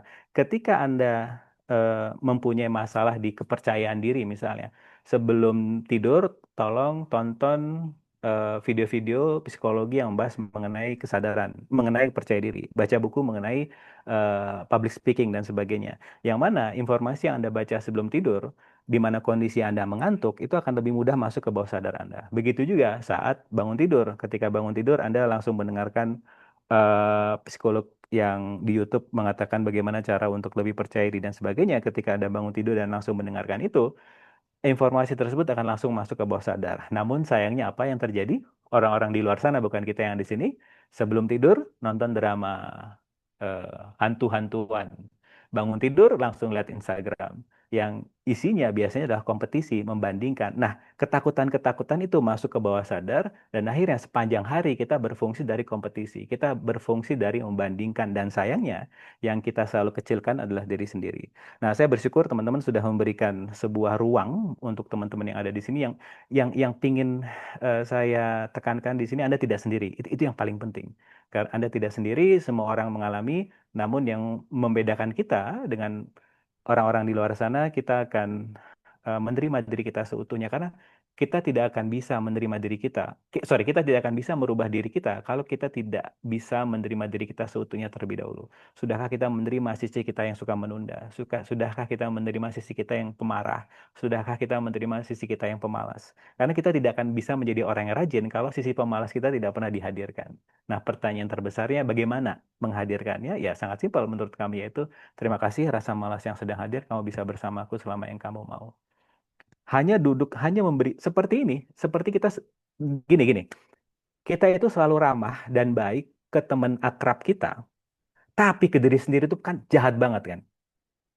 Sekali lagi, kita tuh kalau sama temen deket tuh ramah banget. Iya ya kamu, iya dah kamu kalau lagi capek, udah capek aja, santai aja, nggak apa-apa kok. Tapi kalau ke diri sendiri lagi males, dimarahin bro. Nggak boleh gitu. Kamu harus rajin. Kamu harus membuktikan kepada orang lain bahwa kamu adalah orang. Waduh, jahat banget. Ini saya mengatakan seperti karena saya seperti itu dulu. Saya adalah orang yang paling sadis ke diri sendiri. Sampai sedih cerita. Ya itulah, saya paling sadis ke diri sendiri sampai em, saya menyadari nggak bisa seperti ini karena eh, potensi kita itu tidak akan pernah bisa digali kalau tekanan yang kita berikan ke diri sendiri masih terlalu besar. Karena stres dan kreativitas tidak bisa muncul di saat yang bersamaan, harus salah satu. Dan tentunya ada sebuah undangan yang ingin saya berikan di sini juga, yaitu ada sebuah, jadi banyak cara pandang yang sedang orang-orang gunakan bahwa menunda itu akibat malas. Tapi sebenarnya dari sisi penelitian lebih kepada eh, rasa tidak diterimanya emosi dalam diri akibat kita ingin menunjukkan kalau kita adalah orang yang sempurna. Oleh karena itu di tanggal 27 nanti, tanggal hari Sabtu besok, kita akan membuat sebuah private community, pertemuan kecil untuk kita bisa menggali dari sisi neuroscience, dari sisi cara otak kita bekerja untuk lebih bisa menerima diri kita seutuhnya, memberi ruangan aman dalam diri kita sehingga kita akan lebih kreatif dan produktif. Dan tentunya apabila Anda ingin ngecek apakah konsep ini sesuai dengan keinginan Anda atau pertemuan ini cocok dengan Anda, Anda bisa isi dulu asesmen yang sudah kami siapkan, yang linknya nanti akan kita kasih di tanya jawab di Zoom ini. Nah, kembali lagi dari apa yang akan saya sampaikan tadi, pertama, ketika saya melatih Bank BTN untuk mengirim timnya mengikuti sebuah perlombaan public speaking. Itu saya hanya diberi waktu sekitar 2 minggu, eh, karena dari cara pandang saya selama 2 minggu saya tidak akan mampu memberikan informasi baru. Akhirnya saya gali apa potensi yang mereka sudah punya. Nah, ternyata yang saya temukan adalah mereka eh, me- melihat diri mereka ketika berbicara di depan umum tidak menarik. Akhirnya saya jelaskan kepada dia, oke, sekarang yang bisa kamu gunakan adalah dari penelitian Universitas Harvard, orang itu suka dengan storytelling. Jadi saran saya, karena kita dikasih waktu cuma 2 minggu, latihlah storytelling kamu. Apa itu maksudnya? Temukan misalnya satpam di BTN itu. Tolong ingat cerita apa yang sangat berkesan di dalam dirimu ketika kamu melayani konsumen. Oh iya Pak, saya pernah ada nenek-nenek yang eh, datang sendirian, minta dibantu diaktifkan ATM-nya. Saya bantu, yang memakan waktu sekitar 15 menit, tapi saya senang karena mengingatkan akan ibu saya, dan nenek itu mengucapkan terima kasih, dan besoknya anak-anaknya bawa makanan buat buat saya, dan saya dipuji oleh bos saya. Nah, tolong ceritakan itu ke juri nanti. Akhirnya tidak lama, sekitar 3 minggu kemudian, timnya nelpon saya, ketua regunya nelpon saya dan mengatakan, terima kasih Pak karena kami menjuarai juara 1 dan harapan 3 untuk teknik public speaking mengenai servis di perbankan. Nah, dari situ mungkin Anda semakin menyadari kita sudah punya story dalam diri kita. Jadi kita itu seperti berada di atas di atas gunung, dan kita sedang memandang gunung lainnya dengan mengatakan potensi saya itu apa ya? Padahal kita sedang berada di atas gunung potensi kita sendiri. Tapi karena nggak kelihatan, kita selalu melihat yang lain. Oleh karena itu, tolong cek ke dalam diri. Apa keunikan yang saya miliki yang bisa saya jadikan potensi untuk saya ekspresikan di tahun 2026 nanti. Ada sebuah penelitian juga dari Ken Wilber, seorang psikolog, yang mengatakan 20 tahun pertama kehidupan kita adalah memasukkan cara pandang ke dalam ransel kita. Namun sayangnya cara pandang tersebut biasanya hal-hal yang menghakimi diri kita. Sehingga perjalanan di 20 tahun pertama tuh rasanya berat sekali dengan cara pandang yang tidak baik, seperti saya hanya set tidak berkualitas dan sebagainya dan sebagainya. Nah, 20 tahun kedua kata Ken Wilber adalah saatnya kita melepas cara pandang yang kita taruh di ransel tadi untuk membuat perjalanan kita lebih ringan.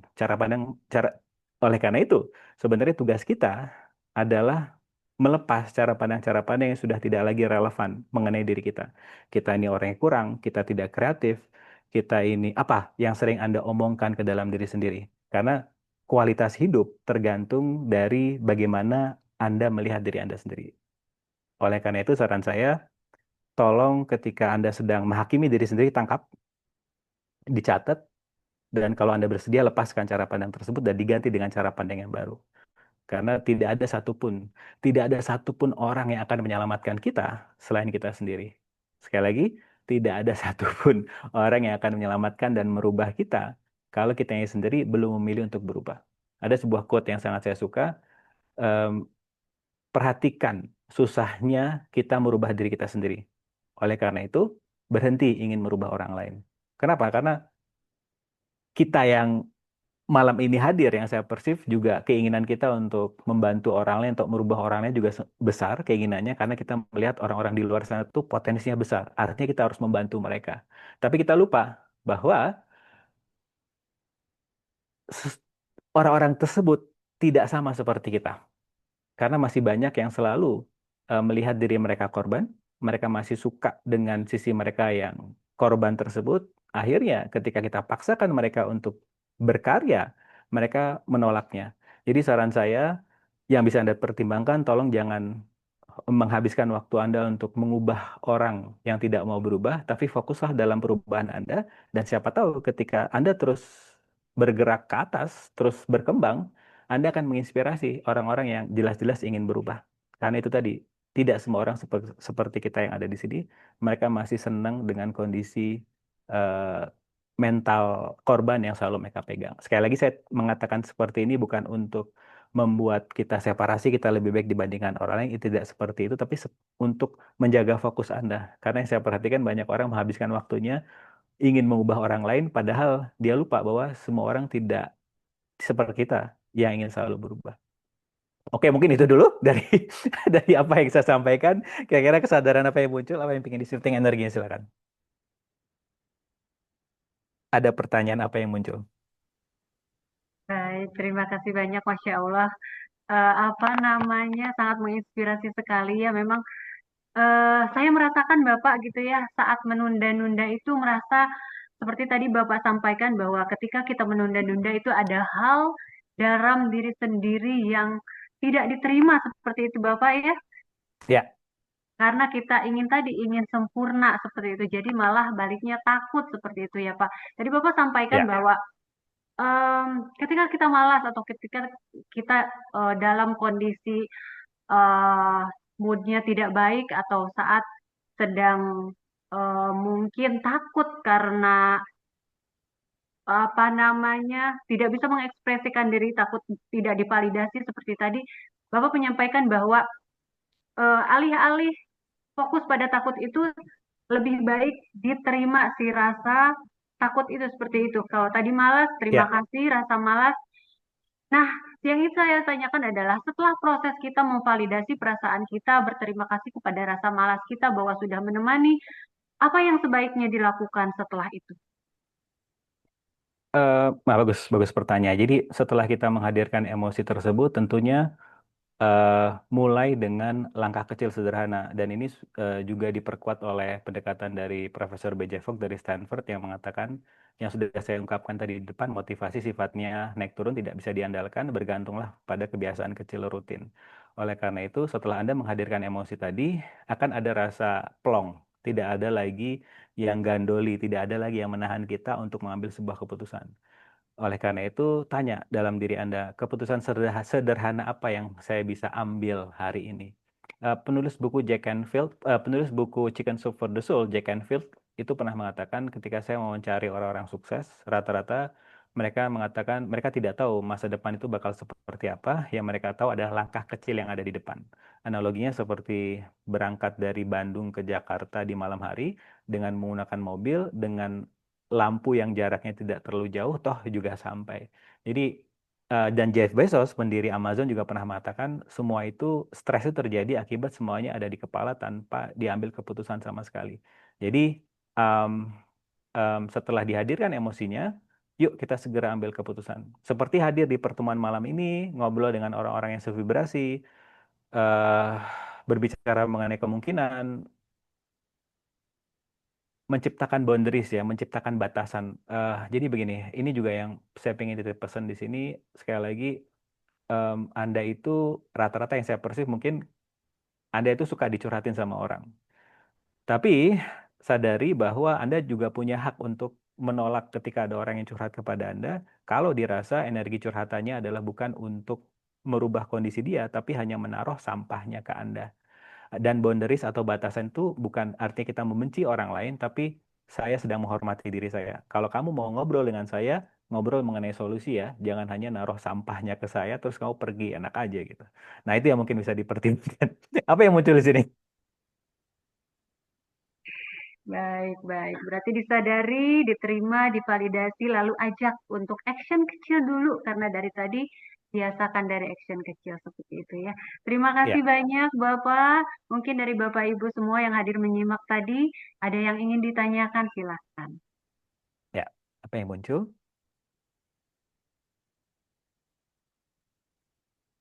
Baik. Yaudah isi di chat teh di ini chat grup chat Zoom.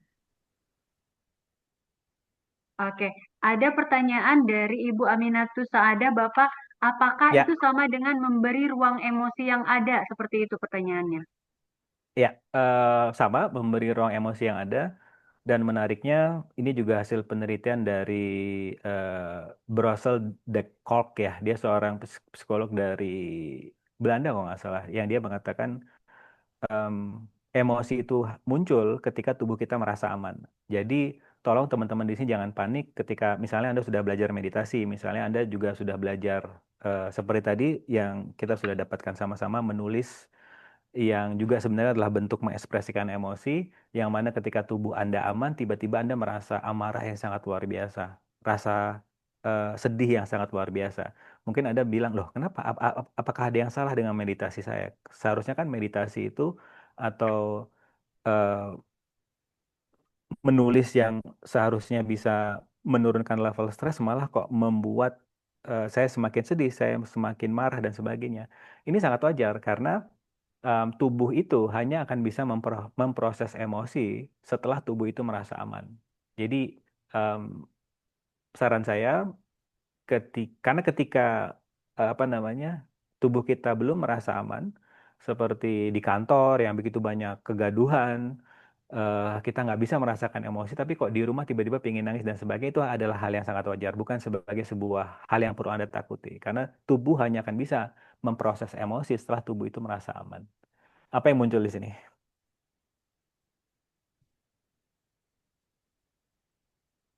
Tubuh akan memproses emosi ketika tubuh kita merasa aman. Jadi ketika Ya, saat kita menulis, saat kita bermeditasi, kemudian ya, tiba-tiba ada rasa yang kurang nyaman, ya. itu berarti tubuh kita memberikan sinyal bahwa ada yang masih harus diproses seperti itu. Lebih kepada ini adalah saat yang aman, yuk kita keluarkan semua emosinya. Karena ketika di kantor tadi, ketika di tengah kemacetan tadi, tubuh kita dalam kondisi yang survival mode, nggak ada waktu untuk memproses emosi. Nah sayangnya ini sering disalahartikan, kok aku sedih terus ya? Kok aku marah terus? Enggak, karena tubuh kamu lagi aman tuh. Udah, hadirkan, izinkan. Dan tenang saja, untuk teman-teman yang bergerak di bidang kreatif, ketika emosi dihadirkan, biasanya begitu banyak kebijaksanaan alias ide-ide itu bermunculan.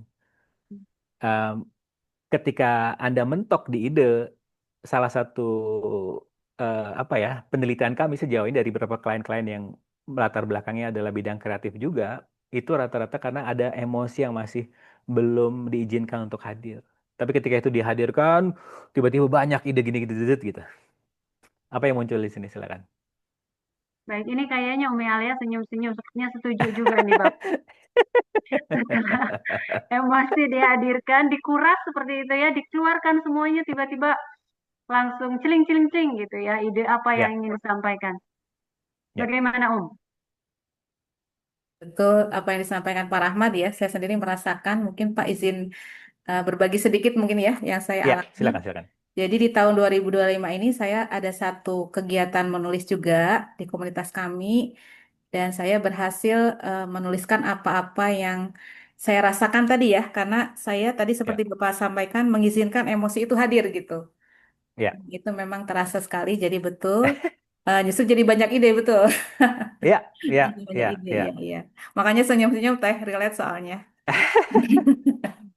Dan Ya. tentunya ini, saya juga eh, agak agak gimana ya, agak nggak nggak cocok juga dengan anggapan orang-orang di luar sana kalau kita sedang sedih, terus langsung, "Bo, kamu bersyukur." Itu ketika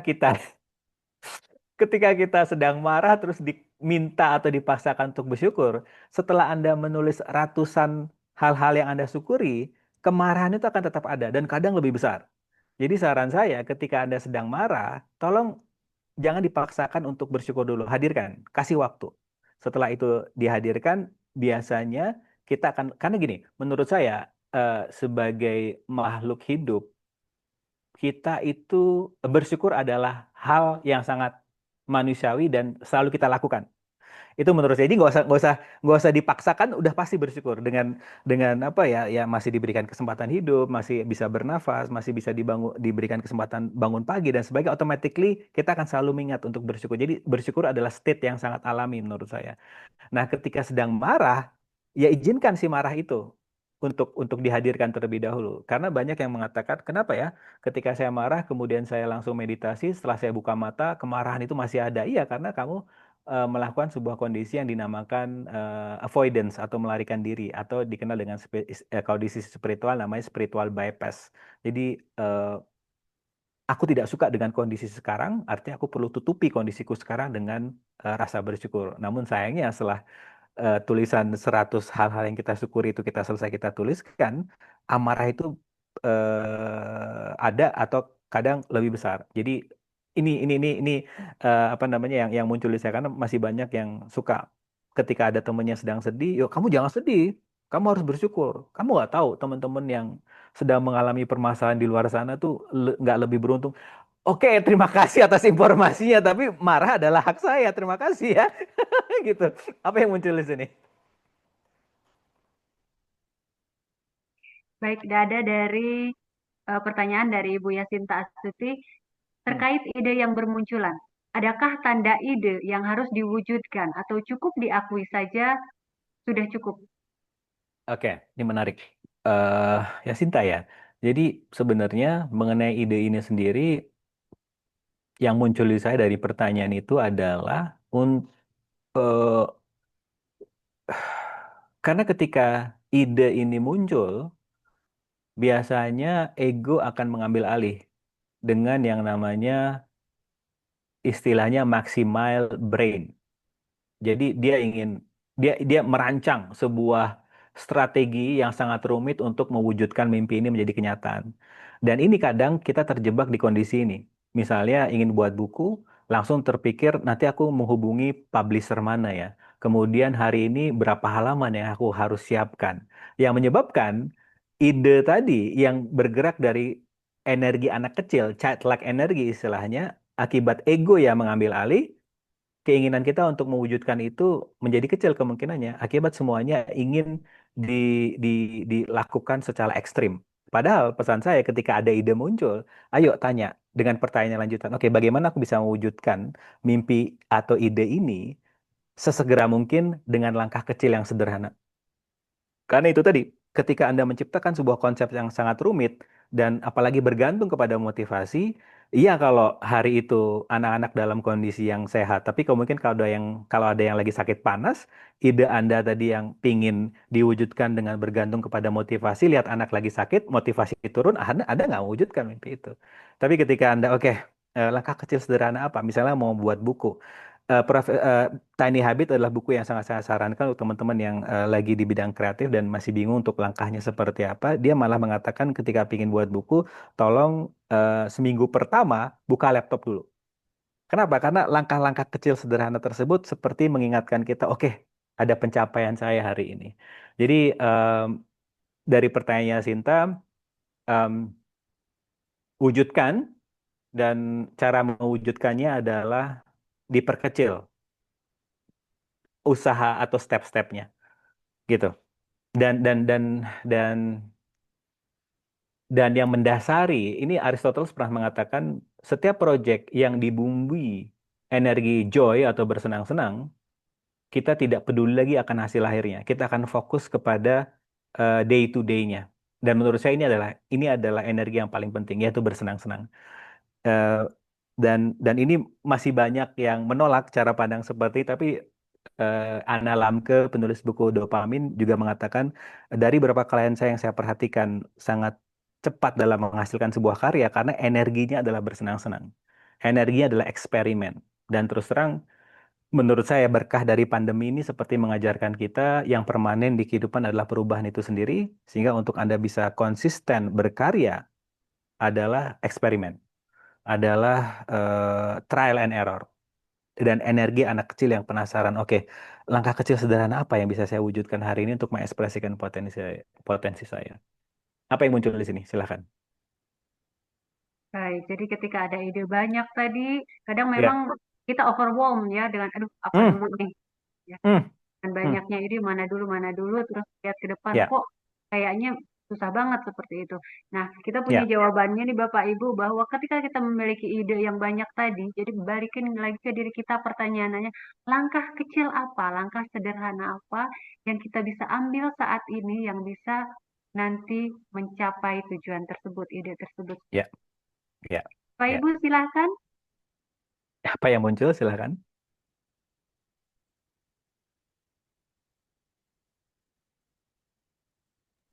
Saya izin langsung ngomong aja ya, Pak Rahmat. Silakan. Mumpung anaknya udah tidur. Jadi justru 2025 ini tuh saya rasanya slow banget gitu.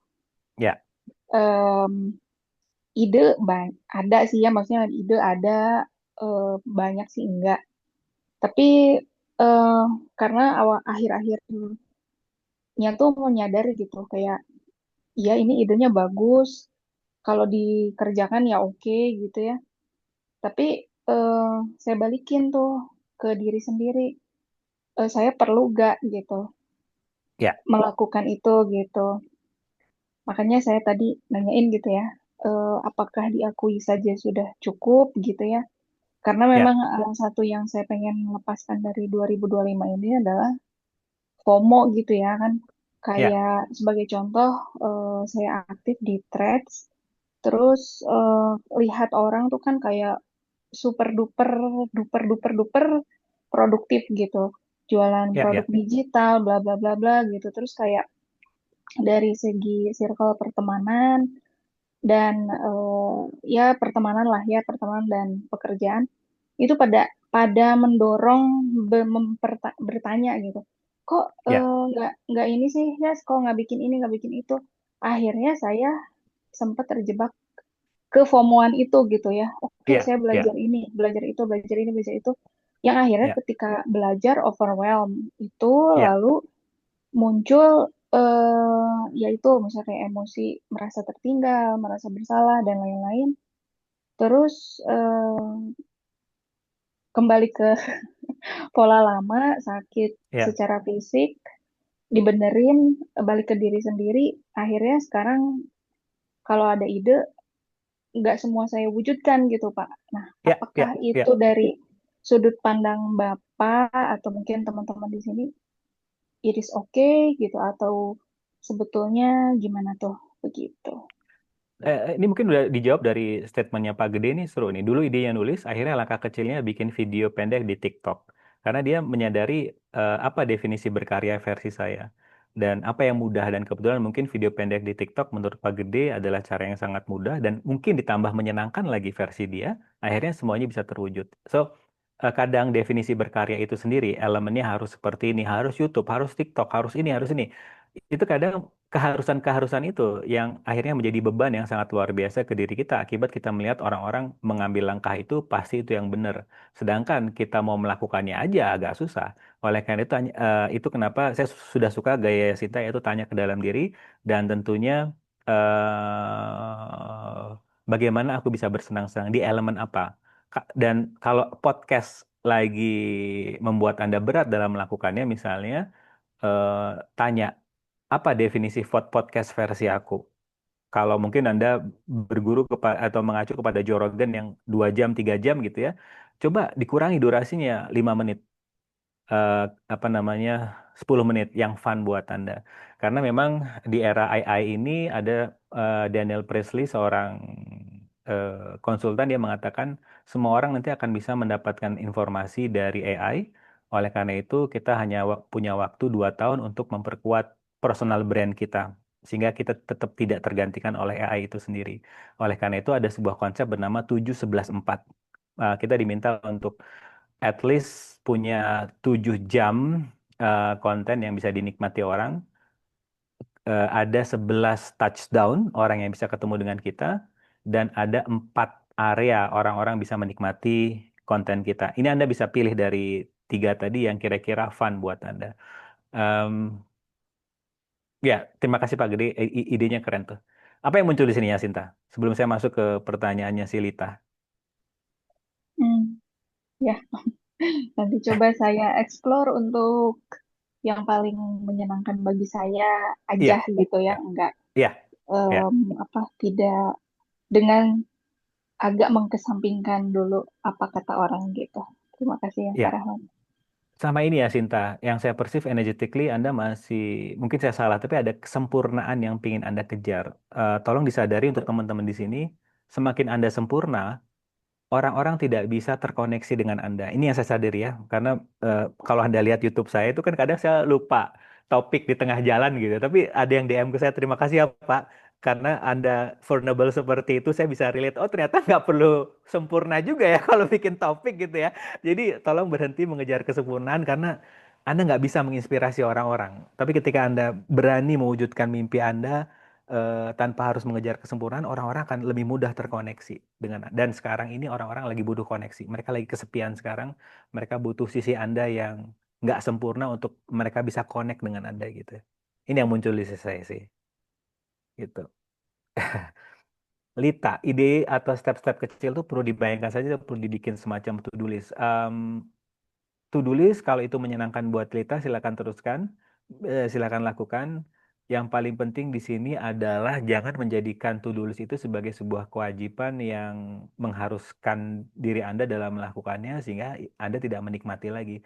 Misalnya ketika ada yang nanya ke saya harus meditasi Pak di pagi hari. Aduh, kata-kata harus itu malah membuat kamu tidak bersenang-senang ketika melakukan meditasi tersebut karena energi meditasi yang paling penting adalah Anda tuh bergerak dari having fun, Anda benar-benar hadir, duduk bersama dengan sensasi Anda menikmati proses tarikan nafas Anda dan tidak ada ekspektasi sama sekali. Dan ini yang agak susah memang. Cara pandang no expectation di kehidupan yang sistem pendidikan kita yang mengajarkan kita penuh dengan ekspektasi, terus kita diminta untuk melepas ekspektasi memang perlu latihan. Tapi pelan-pelan sehingga Anda karena misalnya pertemuan malam ini aja apa namanya mungkin Anda nggak punya ekspektasi seperti apa bakal terjadi, tiba-tiba obrolannya bisa mengarah ke seperti ini. Ini adalah sebuah bukti kalau eh, semakin kita mengizinkan diri kita untuk mengambil sebuah keputusan tanpa ada ekspektasi apa-apa, kita akan lebih banyak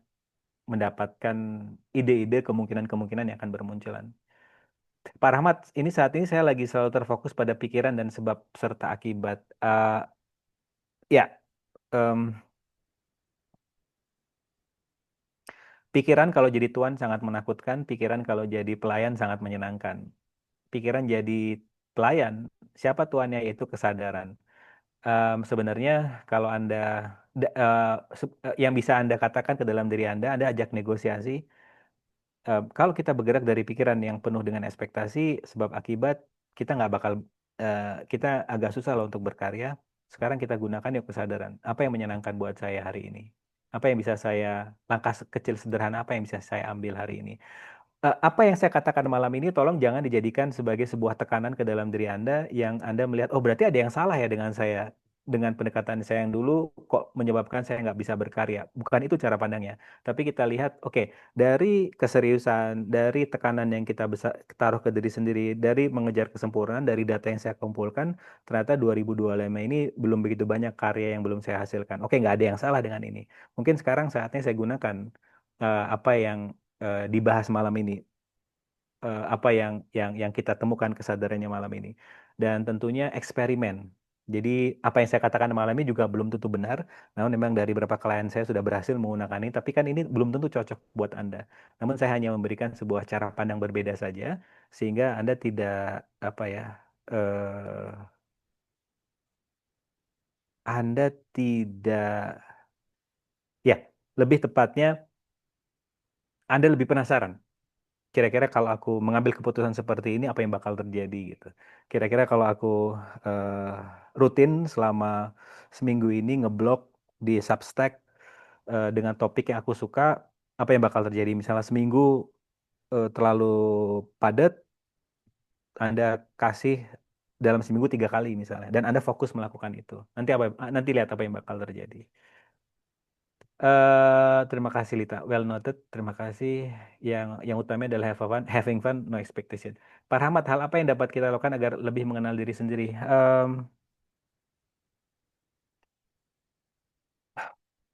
Mengenal diri sendiri itu yang biasanya saya minta teman-teman untuk melakukan untuk semakin mengenal diri sendiri adalah untuk energinya malam ini sadari setiap keputusan yang Anda ambil, apapun hasilnya tidak ada yang namanya kegagalan, yang ada hanyalah feedback. Karena kebanyakan orang yang mengambil sebuah keputusan terus tidak sesuai dengan ekspektasi, yang pertama kali mereka salahkan adalah diri sendiri. Nah, semakin Anda menyalahkan diri sendiri, semakin susah Anda untuk mengambil sebuah keputusan. Padahal di kehidupan ini, satu-satunya permanen yang perlu kita ambil adalah terus-terusan mengambil sebuah keputusan. Jadi untuk mengenal diri sendiri, sadari apapun keputusan yang Anda ambil, tidak ada yang namanya kegagalan, melainkan hanyalah sebuah feedback. Anda ambil datanya, Dan kemudian, oh kalau aku eh, posting jam 9 misalnya, ternyata yang likes cuma sekian gitu. Artinya aku perlu rubah jam postingannya. Misalnya seperti itu. Bukan, aduh ternyata nggak ada yang suka dengan kontenku ya dan seperti itu. Jadi Pita, yang bisa Anda pertimbangan untuk Anda lakukan adalah berhenti menyalahkan diri Anda sendiri karena tidak ada yang salah dengan kita hanya berbeda saja cara pandangnya. Dan yang kedua adalah kegagalan atau segala satu yang berjalan tidak sesuai dengan rencana, tolong jangan jadikan itu sebagai sebuah hukuman, melainkan hanyalah bukan sebagai sebuah kegagalan, melainkan sebagai sebuah feedback. Pak Gede, untuk actionnya saya nyontek dari James. Oh yes, James Clear, oke. Udah ikut mailnya apa weekly mailnya ya, setiap hari Jumat 321 tuh bagus menurut saya. Mel Robin oke juga tuh. eh The Jack, saya merasa banyak sekali rasa frustasi yang mengampiri akhir-akhir ini. Ya, Anda tidak sendiri karena dari beberapa klien yang mengambil sesi di bulan Desember ini rata-rata mereka merasa begitu banyak begitu eh, tidak begitu banyak pencapaian yang mereka alami dan mereka menghakimi diri sendiri. Jadi Anda tidak sendiri. Saran saya, tolong cari pendekatan-pendekatan yang Anda bisa menampung emosi ini. Salah satu yang sudah kita lakukan tadi, terima kasih rasa frustasi yang sedang hadir, kamu bisa bersamaku selama yang kamu mau. Jadi dan tentunya cari komunitas-komunitas yang bisa menerima diri Anda seutuhnya, yang bisa berbicara, yang bisa menampung proses perubahan emosi Anda. Karena emosi ini hanya butuh divalidasi keberadaannya. Dan ini bukan sebagai sebuah trauma yang perlu di-heal. Karena kata-kata healing tuh saya juga agak berat. Healing tuh ada asumsi kalau ada yang sakit dalam diri kita. Bagaimana jika nggak ada yang perlu di-heal dalam diri kita, lebih kepada disadari. Oh ternyata ada rasa sedih sedang hadirkan. Oh ada rasa marah sedang hadirkan. Jadi Anda tidak sendiri di Jack. Dan terima kasih karena sudah hadir di komunitas ini. Saya penasaran ketika Anda bisa mengekspresikan emosi Anda dalam bentuk tulisan, perubahan apa yang bakal terjadi. Eka Yuli, Pak, kalau versi berkembang bersama antisipasi seperti apa? Karena ada perasaan ringan menjalani saat bersenang. Karena ada perasaan ringan menjalani saat bersenang-senang. Antisipasi, antisipasi ini, oke, coba masuknya dari sini. eh Ini agak-agak ekstrim ya, tapi ini di saya ya, tolong jangan dicontoh ya. Tapi saya itu, saya punya cara pandang berharap sama manusia adalah sumber penderitaan. Tolong dicek ya. Ini tolong jangan percaya. Berharap dengan namanya manusia itu adalah sumber penderitaan. Jadi gini, ketika saya bertemu dengan teman saya dan hari ini ngobrolnya seru gitu ya. Terus besok tuh ada ketemu lagi sama dia di hari misal ketemu hari Sabtu, terus besok di hari Minggu bakal ketemuan sama dia lagi. Saya tuh nggak punya ekspektasi dia bakal seseru hari Sabtu ini. Karena karena atau ada cerita yang lain lah. Jadi sebenarnya saya suka ngajak ibu saya makan gitu ya. Terus ibu saya bilang, ah nggak enak nih gitu. Dan itu membuat saya kecewa. Kenapa? Oh ternyata saya ngajak beliau makan bukan bentuk cinta saya terhadap ibu saya, tapi saya ingin mengontrol respon ibu saya terhadap saya. Saya pingin ibu saya bilang terima kasih anak, kamu sudah menraktir ibumu ini gitu. Tapi dia nggak ngucapin terima kasih, tapi malah mengkritik saya gitu kan. Saya kecewa. Oleh karena itu saran saya, eh, apa yang sedang kita butuhkan kepada orang lain, yang kita bisa berikan ke diri sendiri. Saat Anda sudah menerima diri Anda, saat Anda sudah melakukan self love, tentunya versi Anda ya, yang fun buat Anda lakukan itu. Sehingga ketika Anda menraktir ibu Anda, seperti yang saya lakukan sekarang ketika saya menraktir ibu saya, itu karena saya bersyukur punya uang, saya bersyukur saya masih bisa melihat ibu saya sehat. Ketika ibu saya mengkritik restoran tempat saya mengajak ibu saya makan, saya nggak tersinggung. Karena saya tidak lagi berharap apapun dari apa namanya ibu saya. Nah mungkin ini dimaksud dengan antisipasi yang kenapa? Karena itu muncul di saya. Jadi yang bisa kita kontrol adalah respon kita. Kita nggak bisa itu antisipasi versi saya. Yang bisa kita kontrol adalah respon kita. Apapun yang terjadi di luar itu kita nggak bisa kontrol. Misalnya Anda eh, apa lagi naik Transjakarta terus tiba-tiba macet, apa yang bisa kita lakukan? Kita kan nggak bisa minta Gubernur Jakarta untuk buka jalan kan, tapi lebih pada oke, ini apa yang bisa saya lakukan di tengah kemacetan? Oh, dengerin audiobook yang udah lama dibeli tapi nggak pernah didengerin. Oh, baca e-book yang udah dibeli tapi nggak pernah dibaca. Nah, itu yang bisa kita lakukan karena kita nggak akan pernah bisa merespon. Kita nggak akan pernah bisa mengendalikan apapun yang semesta Tuhan mau berikan kepada kita. Tapi lebih kepada apa nih respon yang bisa kita ambil. Sepakat Pak, jangan berantem sama saya. Namun apa yang saya katakan tadi bukan untuk separasi ya, tapi lebih kepada menerima mereka seutuhnya. Karena ada sebuah cara pandang yang cukup menarik. Kalau kita masih ingin merubah orang lain, ada sisi dalam diri kita yang belum bisa kita terima. Tapi kalau kita sudah menerima diri kita seutuhnya, kalau kita sudah self love benar-benar diri kita nggak punya alasan untuk nggak bisa mencintai semua orang. Mencintai itu artinya lebih kepada oke, apapun keputusanmu silakan kamu ambil, aku akan merespon. Lebih ke situ. Kita nggak bisa mengendalikan perilaku orang itu. Yang kita bisa kendalikan adalah bagaimana kita meresponnya. Nah, kalau kita sudah benar-benar sudah melakukan self love versi kita, keinginan kita untuk merubah orang lain itu akan kecil kemungkinannya. Saya sudah coba sesuatu tapi hasil secara keuangan tidak sesuai harapan, lalu jadi stop sementara. Baiknya sikap saya bagaimana? Oke, mengenai keuangan ini cukup menarik. Keuangan ini em, uang itu hanya akan datang. Kalau kita berbicara mengenai uang ya, jadi coba dilihat di kehidupan Anda sejauh ini ketika uang datang, itu dalam kondisi yang seperti apa. Rata-rata dari data yang kami kumpulkan, uang itu berdatangan saat kita lagi tidak membutuhkannya, tapi lebih kepada saat kita fokus dalam berkaryanya. Karena ketika kita berkarya, em, kita sedang membuka pintu keberlimpahan dari arah yang kita tidak duga.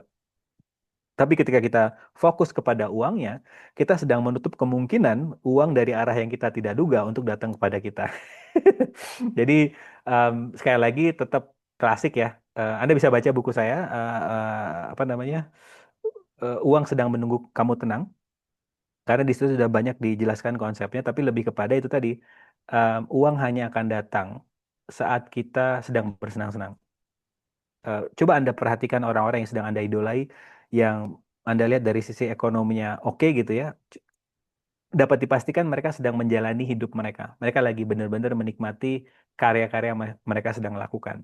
Mungkin pertanyaan besarnya, apa saya harus keluar dari pekerjaan saya sekarang? Nggak gitu juga, karena eh, saat ini mungkin belum memungkinkan. Jadi saran saya, luangkan waktu ketika Anda bekerja dari jam 8 sampai jam 9 malam, dari jam 8 pagi sampai jam 5 sore, sisanya Anda mengekspresikan hobi Anda ke coffee shop, nulis blog coffee shop, nulis buku, dan sebagainya, dan sebagainya.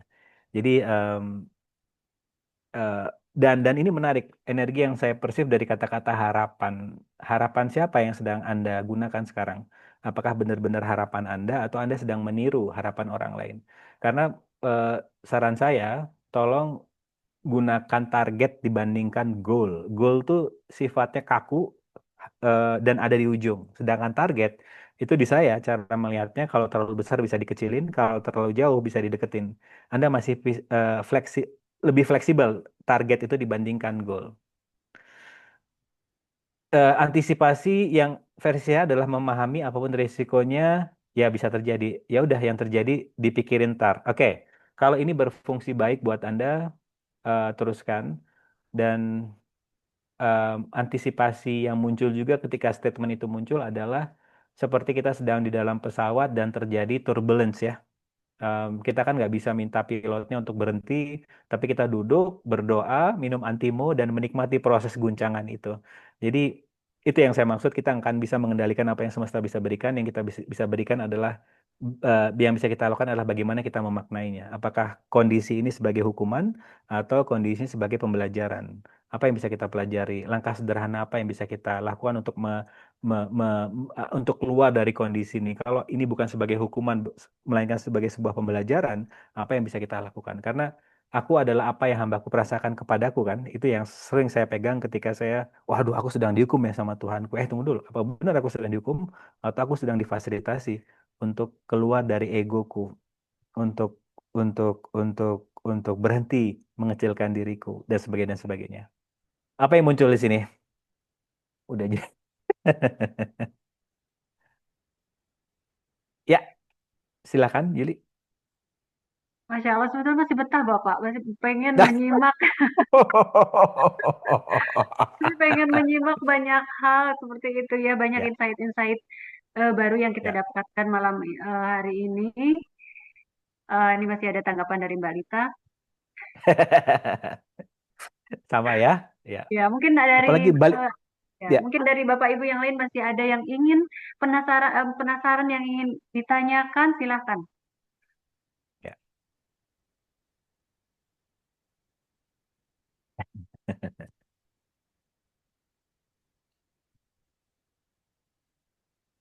Kalau belum, paling penutup dari saya adalah ada sebuah penelitian dari Andrew Huberman, seorang ahli otak neuroscientist yang membahas mengenai cara kerja otak. Dia bilang, tolong ketika bangun pagi, cahaya pertama kali yang dilihat adalah cahaya alami alias cahaya matahari, bukan artificial cahaya handphone di pagi hari. Kenapa? Ini berkaitan mengenai daya konsentrasi kita. Nah, untuk orang-orang kreatif seperti kita kan membutuhkan konsentrasi yang tinggi ya. Jadi saran saya untuk ngecek apakah benar si kata si Rahmat ini yang saya mengacu kepada si Andrew Huberman ya. Jadi seminggu ini Anda eksperimen. Kalau bangun pagi tolong jangan lihat apa namanya cahaya handphone dulu, buatan dulu, langsung buka jendela, lihat cahaya matahari untuk masuk kepada Anda lihat masuk melalui mata Anda, mengalir kepada otak Anda, dan lihat apa yang bakal terjadi perbedaannya. Apakah daya konsentrasi Anda semakin tinggi ataupun malah nggak ada perubahan sama sekali. Paling tidak seminggu ini di tes bagaimana hasilnya. Mungkin itu titipan sederhana dari saya. Bagaimana Bapak Ibu? Karena mungkin apabila tidak ada yang ingin ditanyakan lagi, karena waktu kita juga sudah pukul 9 seperti itu ya, walaupun sebetulnya masih betah ini Bapak nih. Terima kasih banyak untuk ilmunya yang bermanfaat, bekal kita untuk menghadapi 2026 dengan lebih sadar bahwa tadi Bapak menyampaikan, betul motivasi itu tidak bisa diandalkan seperti itu ya. Jadi bergantunglah Bapak Ibu pada kebiasaan kecil yang rutin. Mudah-mudahan hal ini bisa menjadi bekal awal kita di 2026 ketika kita mungkin nanti banyak biasanya membuat resolusi-resolusi tapi terasa ingin mewujudkannya seperti apa, berarti kita kembali mengingat bahwa kebiasaan-kebiasaan kecil rutin ini yang bisa kita andalkan agar resolusi yang kita ingin capai itu tercapai seperti itu ya. Kemudian Ya. penghalang terbesar untuk mengekspresikan diri, mungkin kita punya resolusi di tahun 2026 ingin supaya lebih produktif, tapi ada hal-hal yang secara tidak sadar atau hal-hal yang menahan seperti itu ya, rasa takut ternyata bahwa perlu disadari bahwa itu adalah pertama keinginan kita untuk sempurna. Tadi Bapak sudah tekankan beberapa kali bahwa tidak harus sempurna gitu ya, karena yang sempurna Ya. itu hanya milik Tuhan seperti itu Bapak ya. Ya. Kemudian juga ketakutan tidak divalidasi. Nah, itu mungkin kita saatnya untuk melepaskan ketakutan-ketakutan untuk takut divalidasi seperti ini, juga melepaskan ketakutan untuk tidak dicintai seperti itu. Apapun emosi yang kita rasakan, tidak hanya perasaan bahagia yang ingin diterima, tetapi juga perasaan-perasaan yang kita anggap negatif seperti kecewa, sedih, marah, itu pun mereka pun ingin diterima seperti itu ya. Sadari, terima, validasi, kemudian tanyakan kepada diri sendiri langkah kecil apa yang rutin yang bisa kita lakukan saat ini untuk menggapai hal-hal apa yang kita inginkan, apa yang ingin kita capai seperti itu Bapak. Bapak mungkin satu closing statement Oke, satu closing statement dari saya adalah bagaimana jika nggak ada yang salah dengan kita hanya berbeda saja dan berhenti memaksakan kita untuk diterima oleh orang lain karena kita tidak akan pernah bisa diterima oleh orang lain kalau kita sendiri belum menerima diri kita. Jadi di tengah kehidupan yang eh, orang lagi sibuk berteriak tolong cintai saya dengan begitu banyak postingan di sosial media, lihat saya, lihat saya, lihat saya gitu ya.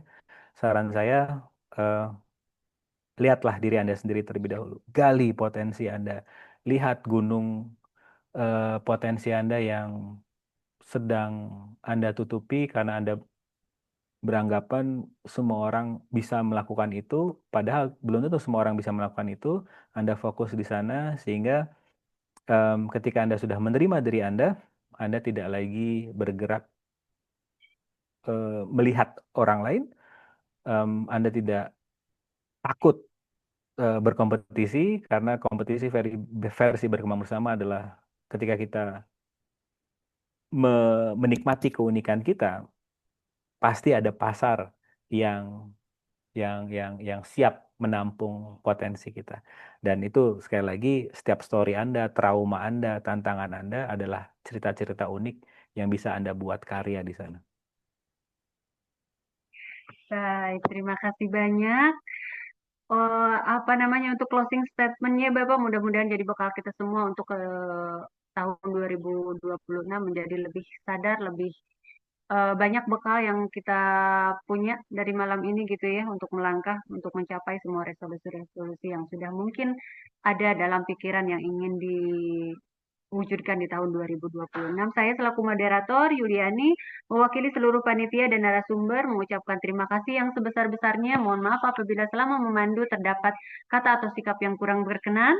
Semoga refleksi malam ini tidak berhenti di layar Bapak ya, tetapi ikut berjalan bersama Bapak Ibu semua dalam langkah-langkah kecil yang lebih sadar di hari ini.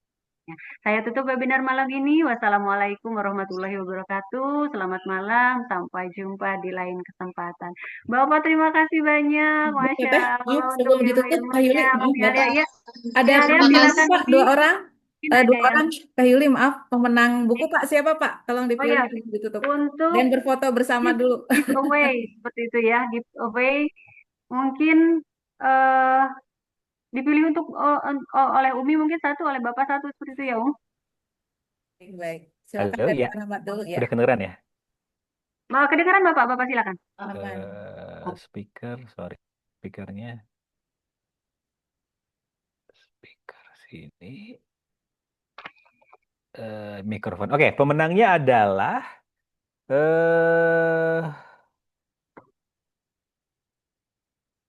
saya suka pertanyaannya si Eka sama si Lita. Selamat Ya. untuk Ibu Eka sama Ibu Lita untuk mendapatkan alamatnya ya. buku karya dari Bapak Rahmat ya, apa Ya. namanya. Nanti mungkin untuk alamat Iman dan lain-lain bisa dikirimkan ke admin atau nanti kasir juga biasanya CGV. menghubungi nanti mungkin di grup ya di ini apa namanya untuk alamat dan lain-lainnya minta nanti langsung ke admin. Terima kasih banyak.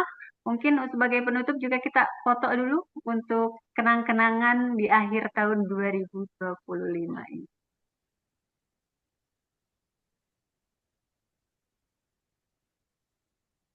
Baik, sebentar. Ya. Kita ada berapa layar?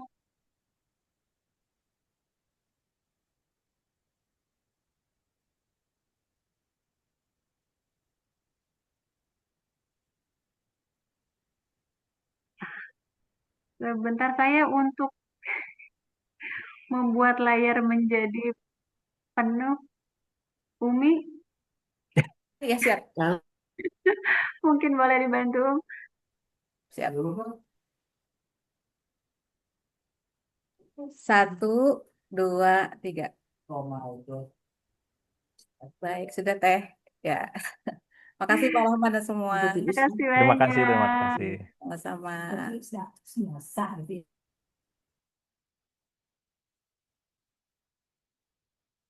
Scene and meeting ya Bapak Ibu.